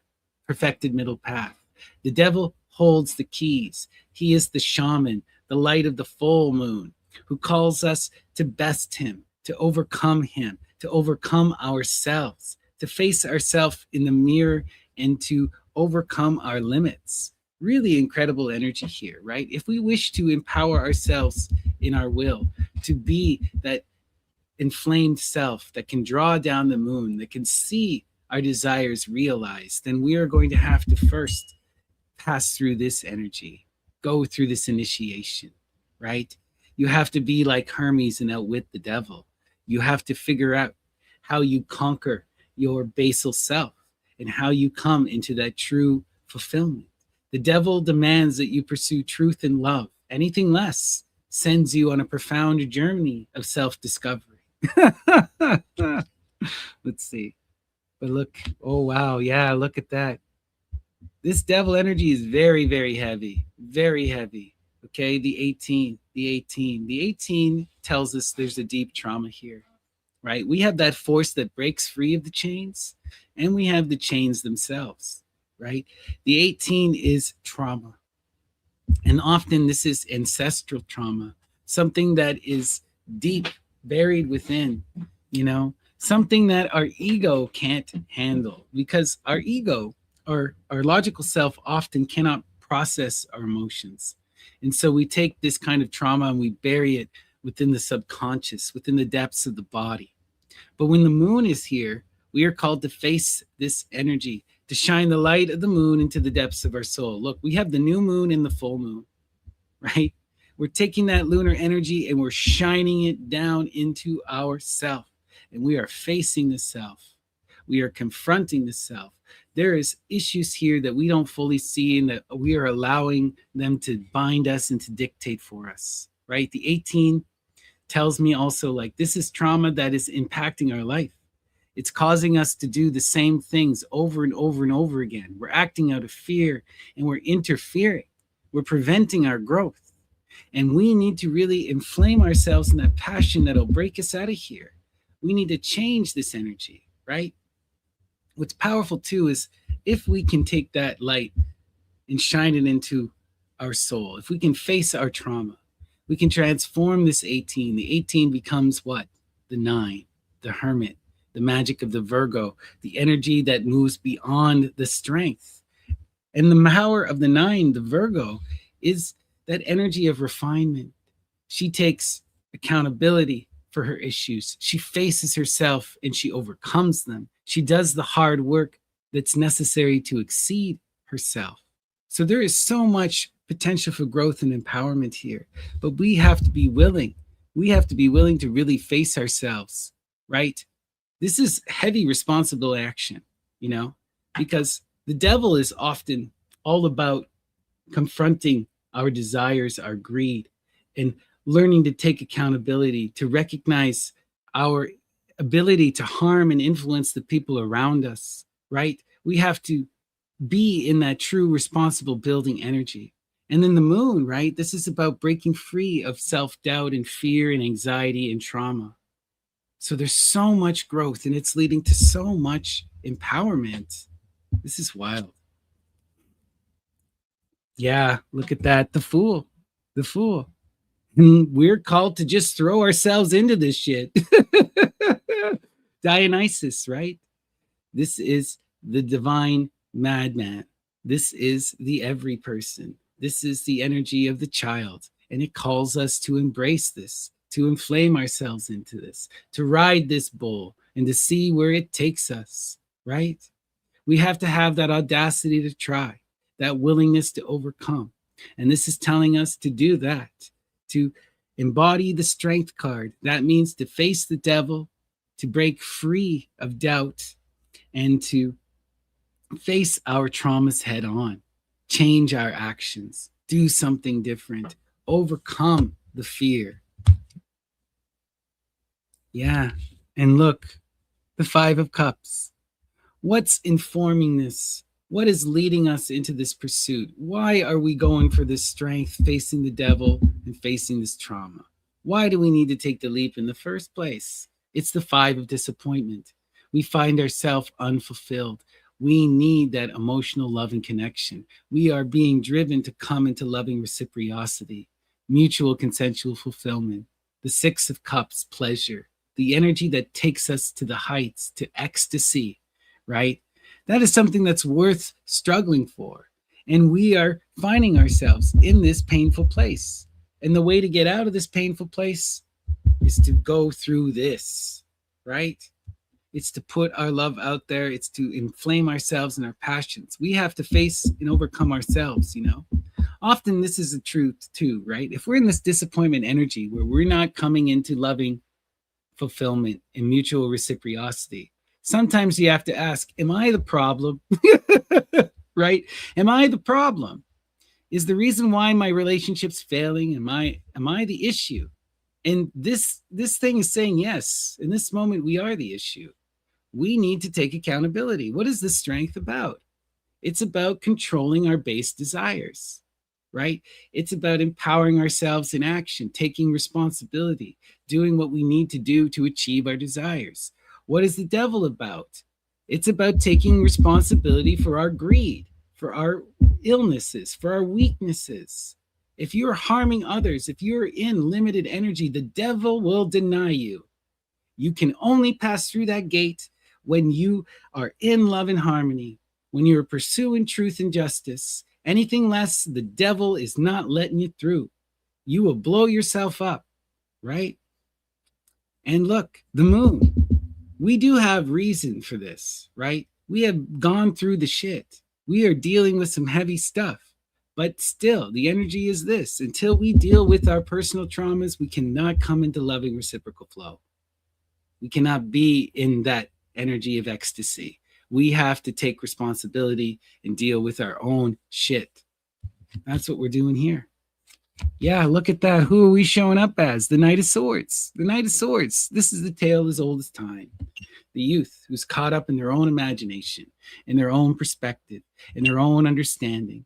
The one who is so caught up in their own imagination that they hate the self because they don't correspond to how they think they should be. And they hate the universe because the universe doesn't correspond to how they think it should be, right? Really negative, limited, youthful energy. And like all the princes, this prince needs to recognize that if it wishes to come into true purpose, connection, and understanding, they have to come down from the air and pursue love. There is beauty here. We're seeing the prince. They're understanding this. What are they doing? They're going for the Five of Cups. They're understanding they're in lack. They're in disappointment, that they have to come into harmony. And they recognize that to do that, they have to face their traumas, right? That they're going to have to take accountability and overcome themselves. They're going to have the strength to break out of those bad repeating habits that keep them bound, that keep them in this negative energy. Wow. You know, this is beautiful. This is beautiful. We're seeing that youth dealing with their shit. It's one thing to be in that prince mode, right? We all go through these moments where we fall prey to narcissism. We're all on that path of trying to grow up, right? It's one thing to fall into this energy. It's another thing to sit there and wallow. And we're seeing the prince dealing with it. And that is important. That's powerful, right? Let's see.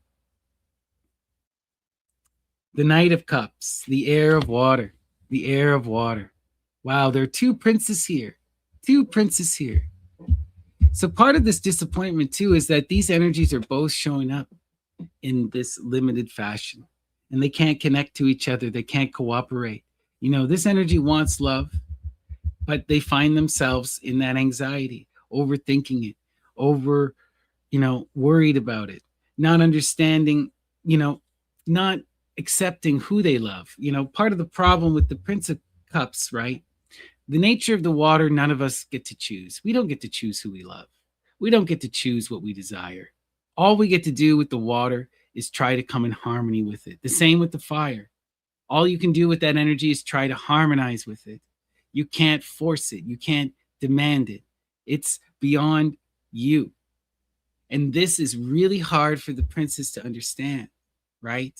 They don't want to be caught up in that flow. They don't want the flow to decide for them, but ultimately that's what it is. All you can do in the face of the waters is figure out how you come into harmony with it. Find people you can flow with, right? And we need to recognize this. Stop hating the self. Stop trying to change our course. You cannot change your course in the water. You cannot. You love who you love, and that's it, right? And we're seeing these two princes having to struggle with this, having to come into this loving connection, accept themselves, And until they can both conquer their animal and face themselves in this trauma, they're not going to be able to come together. Let's see here. Yeah, the Seven of Cups. Debauchery, right? What's the other issue here? What is the devil forcing us to face? What do we got to deal with? The debauchery is what? This is the limited form. We're distracting ourselves with limited forms of pleasure rather than dealing with our problems. The Seven of Cups is one of the most pernicious and infuriating cards in the whole deck. One of the hardest cards to deal with, right? Because this is that energy of abuse. We're abusing and taking advantage of the people around us, and we are using this energy for fulfillment of ourselves, right? And it's insidious. It's the energy of the addict. It's the energy of the abuser, right? And we are seeing ourselves in this limited form. But the power here is that we can come back into reciprocity. This energy it comes on a spectrum. When it first appears, it appears it's not that big of an issue, Yeah, you're wasting time. Yeah, you're taking advantage of people's support. But you can stop this, right? And we all do it at times, but if you persist in this energy, now it becomes real abuse. Now it becomes real self-destructive behavior. Now it becomes serious addiction, right? Very easily it can shift. So there's a serious need here. The strength is here because we need to discipline ourselves We need to discipline ourselves and take responsibility. Recognize that our actions are harming other people. Come in the flow and harmony. To come in the flow and harmony, we got to take responsibility, right? And we're seeing that in spades with these three cards, right? Let's see. The Nine of Cups. But look at this, though. Now we're seeing the silver lining. If we can do this energy in the middle here, right? Conquer our animal self, discipline ourselves in action, do the hard work needed to pursue our true will, our highest desires, right? Pursue true love and true wisdom. Get out of the greed, face ourselves in the mirror, best our bestial self, be our highest self, walk the hard path, do the hard work, right? And if we can shine that light into the depths of our soul, face ourselves with loving honesty, look at our traumas and overcome them, learn to love the self, learn to recognize how fear and anxiety are preventing ourselves from growth and are causing ourselves to repeat behaviors. When we can take responsibility for these energies, we break out of all this negativity. We're no longer in that disappointment. We're no longer in that debauchery, right? These princes are no longer limited in that prince energy. We are now leaping into loving connection. The Nine of Cups is the cups at its absolute height. True happiness, right? Coming together in loving harmony. And this is generative flow, right? Our connections and our love inspires greater connection and greater love. And greater love and greater love. We're paying it forward. We're reaping the rewards. This is really, really beautiful. Yeah, the princess got a lot of work to do, these two guys, in order to come in harmony and to collaboration. They're going to have to take responsibility for themselves. They're going to have to recognize their own limits, how they may have hurt people, how they may have hurt themselves. But ultimately, this is what you got to do. This is what separates the princes from the kings and the queens, right? And this is beautiful. We're seeing these princes grow up and take accountability, do the hard work, walk the path that they need to. All right, that's the message. Beautiful. Break out of that selfish, self-serving energy. Come down from the heights of the air. Inflame yourself and your passions. Face the devil. Power yourself in strength. Break free of that depression and that trauma. That's the message. Peace and love. I hope that resonated. Certainly resonated with me. Heavy little read, though. All right. Up next, we've got another wonderful donation, this time from Mother Rhea. Thank you, Mother Rhea, for your loving support. Truly, truly appreciate it. All the love in the world to you. And let's pull you a couple cards. And we're going to go to the Mermaid Tarot. The Mermaid Tarot. And let's invite Apollo and the Muses to shine their light upon Mother Rhea, to guide her throughout her day, and to help her to realize the beauty of her dreams. So Apollo and the Muses, what is the empowering and inspiring message for Mother Rhea? Let's take a look. Inspire. Okay, we have the Five of Wands, strife, right? The Five of Wands is intense, right? This is the energy of overcoming our limits, of drawing down the moon, empowering ourselves in our will. And in the Wands, this is about moving beyond the Four, which is completion, recognizing of the true self, the beginning of knowledge and conversation with the Muse, the coming into one's true will and being. So when this energy is here, you're striving to achieve your highest desires. You're in that mode of trying to come into harmony and balance, to be your best beautiful self. This is hard work, beautiful work, needed work, but it's an intense moment. Let's see. And you find yourself showing up in this Queen of Cups energy. The Queen of Cups is beautiful, right? Beautiful. She is the one who provides so much loving support. She is the nurturing mother, the one who is there to care and uplift all the people around her. And she finds herself fulfilled in those connections, in those relationships, by being the provider, but ultimately the fire is opposed to the water. And she struggles in this energy, right? Often the Queen of Cups does what? She sacrifices her own self for the sake of others. She allows herself to be hidden below the waters, you know? And so what we're seeing here is there's a need for this queen to pursue her own desire, right? There's a need for this queen to not be in that sacrificial energy, to recognize what she wants, right? Yeah. And the Seven of Wands, valor, persistence, focus. There's another thing here, right? When the Seven of Wands is here and the Five of Wands, you're dancing between that middle perfected path. This tells me, you know, you're in the middle of it. You're in the thick of it, right? The Six of Wands is hard energy to maintain, right? That's knowledge and conversation with the holy guardian angel, being in true balance, living one's true will. And what we're seeing here is you're either in that struggle energy where you're struggling to allow your own desires to take precedence, or you're in this energy of the seven where you're being pulled in so many different areas. You know, the seven of valor, it's a beautiful energy, but it's a complicated energy. When this card shows up, the universe is taking notice. The world sees you in your beauty. It sees you in that empowered energy. And now there's all of this opportunity, all this intensity. People come around. They want a peace. They want to connect. They want to distract. You know, ultimately what this energy is about staying true to yourself, staying focused in that path that you have been walking, right? You know where you're going. You know where your desires lead. Don't allow others to call you into other places, to call you into other directions, right? There's great energy for collaboration and for working with and for mutual fulfillment, but you want to stay true to yourself on your own path. What I'm seeing here is there's a queen. The queen really needs to flip her poles, to really be in that passionate energy. She's been too much in that watery energy, too concerned with emotional fulfillment and support. You know, now is the time for action and passion, right? To stand up and be yourself, right? And to stay true to your vision.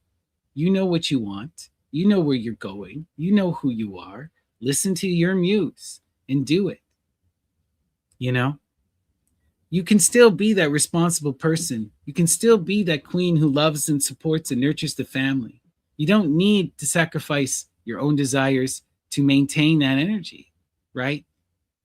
And that's what this energy is about here, about inflaming yourself and your passion, balancing it with that mother energy, you know? All right. You're in between the six. You're almost there, right? It's like just the other side would be to sit and listen to your muse. Because if these two energies are here, she's right there screaming at you, you know? Follow her. All right. That's the message. All the love in the world to you, Mother Rhea. Thank you so much. Truly, truly, truly appreciate it. Okay. Excuse me. And with that, let's continue. Once again, if anyone would like me to pull them a few cards, please send me a super chat, super thanks, or sign up for a YouTube membership. All right. Okay, let's see here. Which one do we wish to go to next? We're going to go to the Moon Compass Tarot. The Moon Compass Tarot. This is a fun little deck. Okay. We're going to do a 9-card Saturn square reading. And remember, to take what resonates, discard what does not, and to trust your own personal intuition above all. And let us invoke Apollo and the Muses and ask them to shine their light upon us, to guide us throughout our day, and to help us to realize the beauty of our dreams. So Apollo and the Muses is the empowering and inspiring message from the Moon Compass Tarot. Let's take a look. Inspire.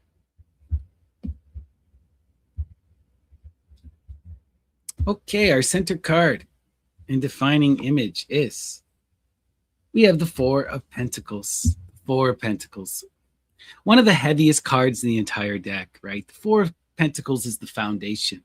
power. But we have to understand that this is that core sense of being and of self. This is the building and constructing of the home, the constructing of one's inner personality, the building of one's family, right? This energy is really heavy because it is the earth in the four. And the earth is the consummation of all the elements, the water, the fire, the air, right? So this is us constructing that true foundational self that stays with us through the cycles. This is what the princes and the queen what the princes and the princesses and the princes need before they can move beyond, before they can become the queen or the king, right? And this energy is heavy. I often like to say, right? Those who have this struggle to maintain it, and those who don't are all about getting it, right? So we're all kind of fixated about this energy too. Yeah, look at that. The world. The world. That's powerful, right? The 21, the completion of the cycle, the totality of the image, the magic of Hestia. And when we see the world card, we are called to gain that additional perspective, to step out and see things from that grandiose point, trying to understand things in their totality. We're coming to the ending of a cycle, coming into profound self-realization. And there's a need for reflection and understanding. What are we working towards and building? What is the consummation of all this work really about? With the 4 in the center, we're seeing it as that construction of that core sense of self, that building of the foundation upon which we stand, that allows us to grow and become and to blossom, right? Really, really beautiful energy here. So we're completing this cycle, right? And this is the first part of the fool's journey. They come down from the air and into the earth, and they have to discover and construct the self. They have to build the foundation. Yeah, look at that. Guys, we're seeing some heavy, heavy stuff here, because look at that. We have the building of the foundation, and then we have the completion of the first cycle in the major arcana. Fortuna, fortune, right? Tai Chi. This is the energy of rising to the moment and facing the pressure head on. You know, this is all about what the foundation is about. Often this energy induces this energy. You know, that energy of fortune is about facing the pressures and coming into ourselves. By engaging this energy, she pressurizes us. She forces us beyond our limits. It leads to true self-knowledge and growth. This energy takes us to the final end. It's the first ending that leads to that final ending, right? All of this pressure is building towards something. It's taking us somewhere. We're building upon that foundation and growing to ever greater heights here. That's beautiful. Wow. Yeah. The 2 of Swords. The 2 of Swords. Yeah, it's all about this path of self-discovery and work. We have to rise and build, right? Each time we're building onto a new plateau, and we have to be at peace with this effort, right? The struggle is real. The hard work is real, and you just have to go through it. This is the nature of reality, and the peace is about accepting that, learning to listen and understand, to face reality as it is. Yeah. And to see this in a new profound way, right? The Ace of Swords is the beginning of the cycle. It's calling us to the root of the element of air, calling us to really engage this and connect it to the world, right? We're called to really see things in that grandiose perspective, to try and understand the totality of the experience, to recognize this impearling happening to us, and to understand that we have to go through this cycle and to be at peace with it. Let's see. The King of Cups. We're showing up as the King of Cups, the fire of water, the mature person who's out to bring love in, who wants friendship, companionship, love, and community, who's out to protect and fight for community. The classical knight who saves and rescues the princess, right? Really beautiful, mature energy.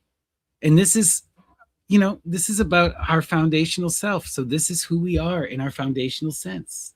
We are that loving community builder.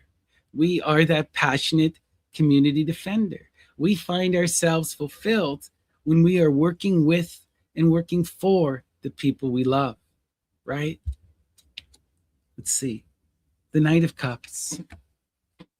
Yeah, look at that. Look at that. Interesting. You see, when we can go through this cycle here,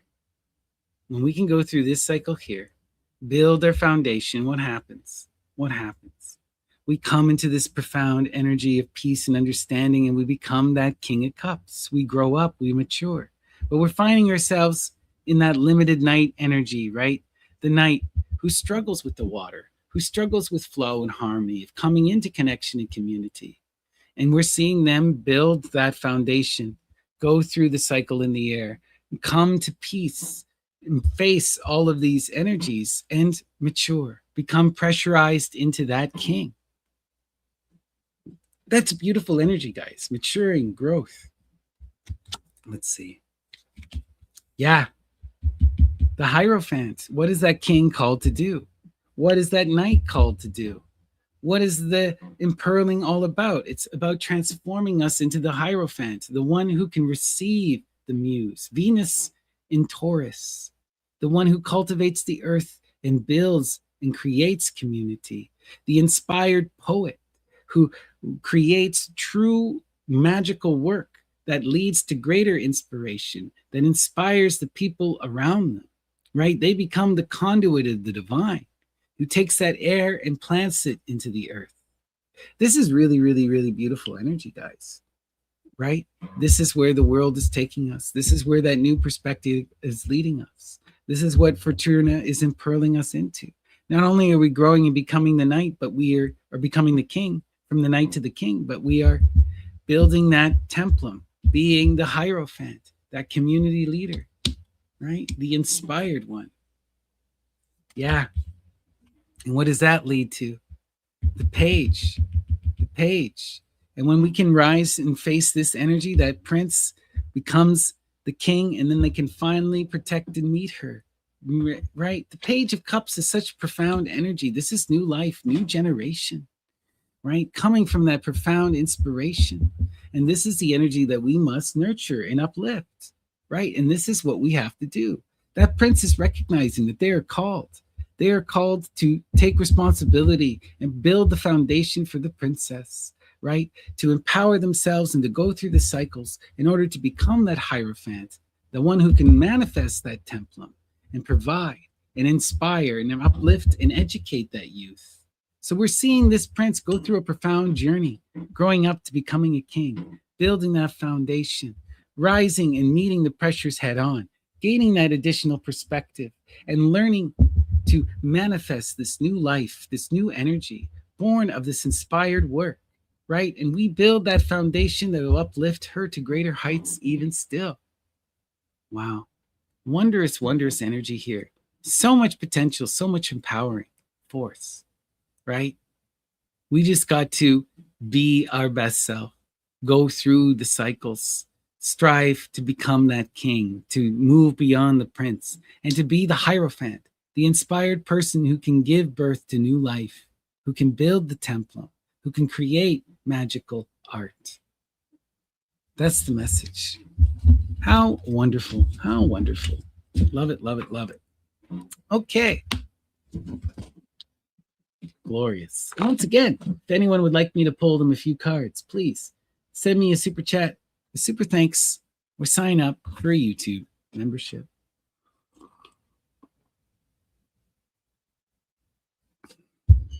And with that, I think we're going to hop over to our sortes. But if anyone wants some cards, I can still give you a card reading. But if you would like a sortes, I can do that too. All right. And the sortes is a form of bibliomancy, that is divination through literature. And it comes to us from the Greco-Roman tradition. And we invoke the goddesses of inspiration, the divine muses, and ask them to send us an inspiring message through the text. And today we're going to begin with the Book of Thoth by Aleister Crowley. So muses, what is the message from Crowley? Inspire.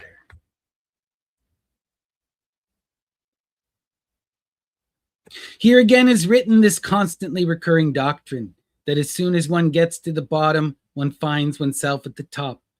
And wealth is given to Mercury in Virgo. When one gets to the bottom, one finds oneself at the top. Right? You've got to do the polar work. If you seek the magic of the air, right? True, profound understanding, you got to do the hard work in the earth. If you want to do the hard work in the earth, you have to have that profound wisdom. These are two mutual things, right? And it's an interesting point there, right? That wealth is realized only after we've gone through that profound imagination. Let's see. Oh, thank you so much for the donation, Kairos. All the love in the world to you. And let's pull you a sortes. Let's see here. We're going to go to Arcana Mundi by George Luck. Muses, what is the message from Arcana Mundi?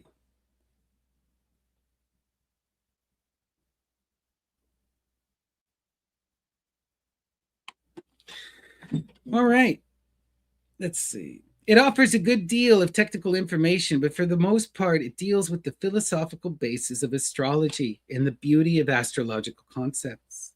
It might be called an invitation to study the subject more thoroughly from other sources. Interesting. You are called, my friend, to study the astrology. Look at that. It might be called an invitation to study the subject more thoroughly and from other sources. Philosophical basis of astrology and the beauty of the astrological concepts. The beauty of the astrological concepts. You know, once you start to understand the astrology, all of a sudden everything starts to open up in new profound ways. You know, the astrology is one of the essential elements to the Greco-Roman tradition. You know, you see this throughout, even in the tarot, you know, like, for example, let's see. Here's a good one. We have the Nine of Swords, Mars and Gemini. Mars and Gemini, right? What does that tell you? What does Mars and Gemini tell you, right? Gemini is an air sign, all about gaining of new perspectives, all about this wild diversity of understanding, of seeing things in duality, right? And then we're seeing it in Mars, which is conflict, that force of Aries, right? Deep frustration. So what we're seeing is too much thinking, that the Gemini is too many perspectives, too many ideas, all over the place, right? And Mars, there's conflict here. So we can understand that Nine of Swords intimately through looking at the astrology, right? We now recognize that it's that overthinking, the taking in of too many perspectives that's leading to conflict, right?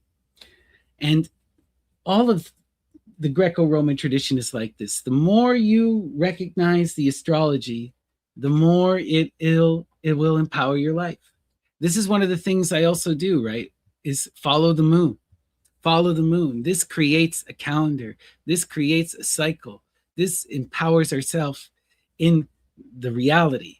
And it allows us to recognize and understand the influence of that energy upon us. You know, when you start to pay attention to the moon, then all of a sudden you can feel it when those energies change, and you can intimately know how you could behave, right?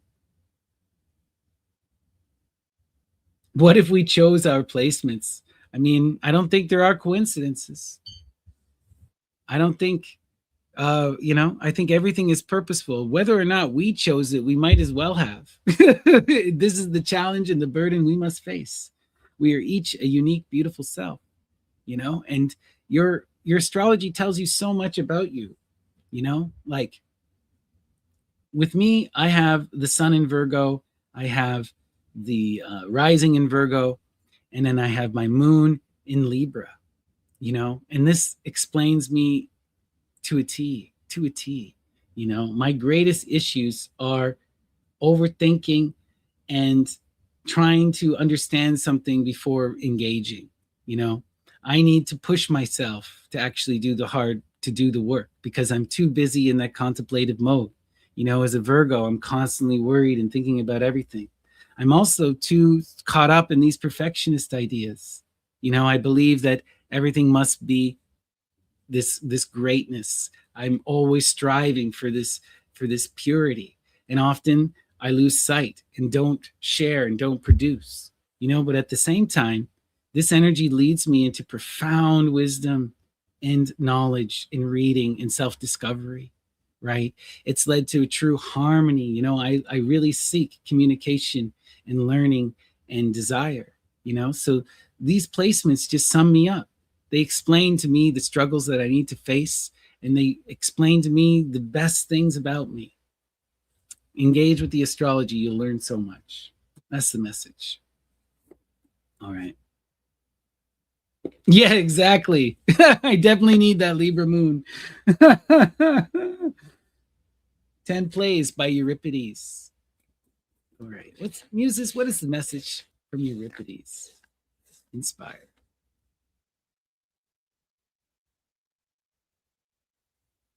O brightest light of our Bacchant revel, how glad am I to see you. We were alone, forsaken. Wow. O brightest light of our Bacchant revel, how glad am I to see you.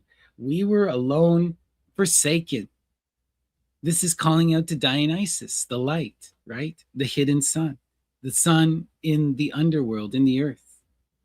And then how does Dionysus respond? Did you despair when they led me in and were about to hurl me into Pentheus's dark dungeons? Despair indeed. Who was there to be my protector if any chance were to fall you? But how did you escape from the clutches of that godless man? With effortless ease, I saved myself, unaided. Wow, right? The stranger. The divine is there if you look, if you recognize him in the beautiful people around you. Dionysus is the everyman, right? Xenos represents that, right? The foreigner, the immigrant, the other. That's where you find the divine. If you spurn this energy, if you cast out the other, the immigrant, the foreigner, then you are destroying Dionysus. We continue. We go now to the treasured writings of Khalil Gibran. Muses, what is the message from Khalil Gibran? As the grave digger disappeared behind the poplar tree, I could not resist any more. I dropped down on Selma's grave and wept. And wept. But there is great magic in the grief, great power in the grief, in the acknowledgement of the design, of the ancestor, of the dead. We cry out for the dead. We offer them that engagement. There's purpose here, and there's such profound magic in the grief. We recognize that Demeter is the most powerful energy upon the earth. She raises the dead, and she raises the dead through the magic of grief, right? We can take that energy and channel it. We can cry out to our ancestors and use that power to uplift us, right? Let's continue. We come now to Antonin Artaud, Watch Fiends and Rack Screens. Muses, what is the message from Antonin Artaud?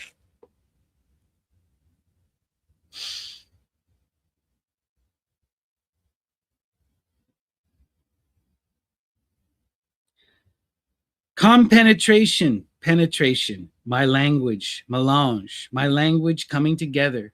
No space, no infinity, no far away, no register, no ensemble, no in general, no total, no harmony. Everything downstream, but not me. No contact, no brushing against, no coming together, no penetration. No compenetration, no copulation, polation. To bring into contact the principal molecules and to force them to break up upon the other, the cunt sworn, by means of a series of repeated propulsions which obeyed the tempo of a dance, of which the sexual act is only a bestial and aborted caricature. Now I am the father-mother, neither father nor mother, neither man nor woman. I have always been there, always been body, always been man. Wow. Hail Dionysus, hail the fool. Hail the fool. Those last lines tell you exactly who the fool is. I am the father, mother, neither father nor mother, neither man nor woman. I have always been there, always been body, always been man, the first, the last, and the center. Dionysus and Hestia entwined, right? That father mother principle, the infinite chaos, the womb out of which comes all life, the absurdity of the equation 0 equals 2, the mother and the twins. But that mother force is not feminine. It is merely the creatrix. It is the embodiment of all form, right? Of the all. Wild stuff. Wild stuff. All right. And with that, I think we're going to call it. So thank you guys. This has been a beautiful, lovely morning. Really, really appreciate you. Special thanks to everyone who sent donations. I truly, truly appreciate it. And now let's end our morning with our prayer. We cry out in loving adoration to the great mother, the twins, and the muses, the one, duality, and generation. And we ask the muses to sing in us the songs of inspiration, to guide us in our daily wanderings, and to teach us to listen and perceive with reasoned clarity. Thank you guys for joining me. Peace and love. And now let us blow out our candles and end our rites.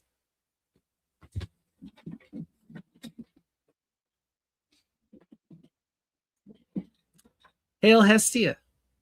Take care.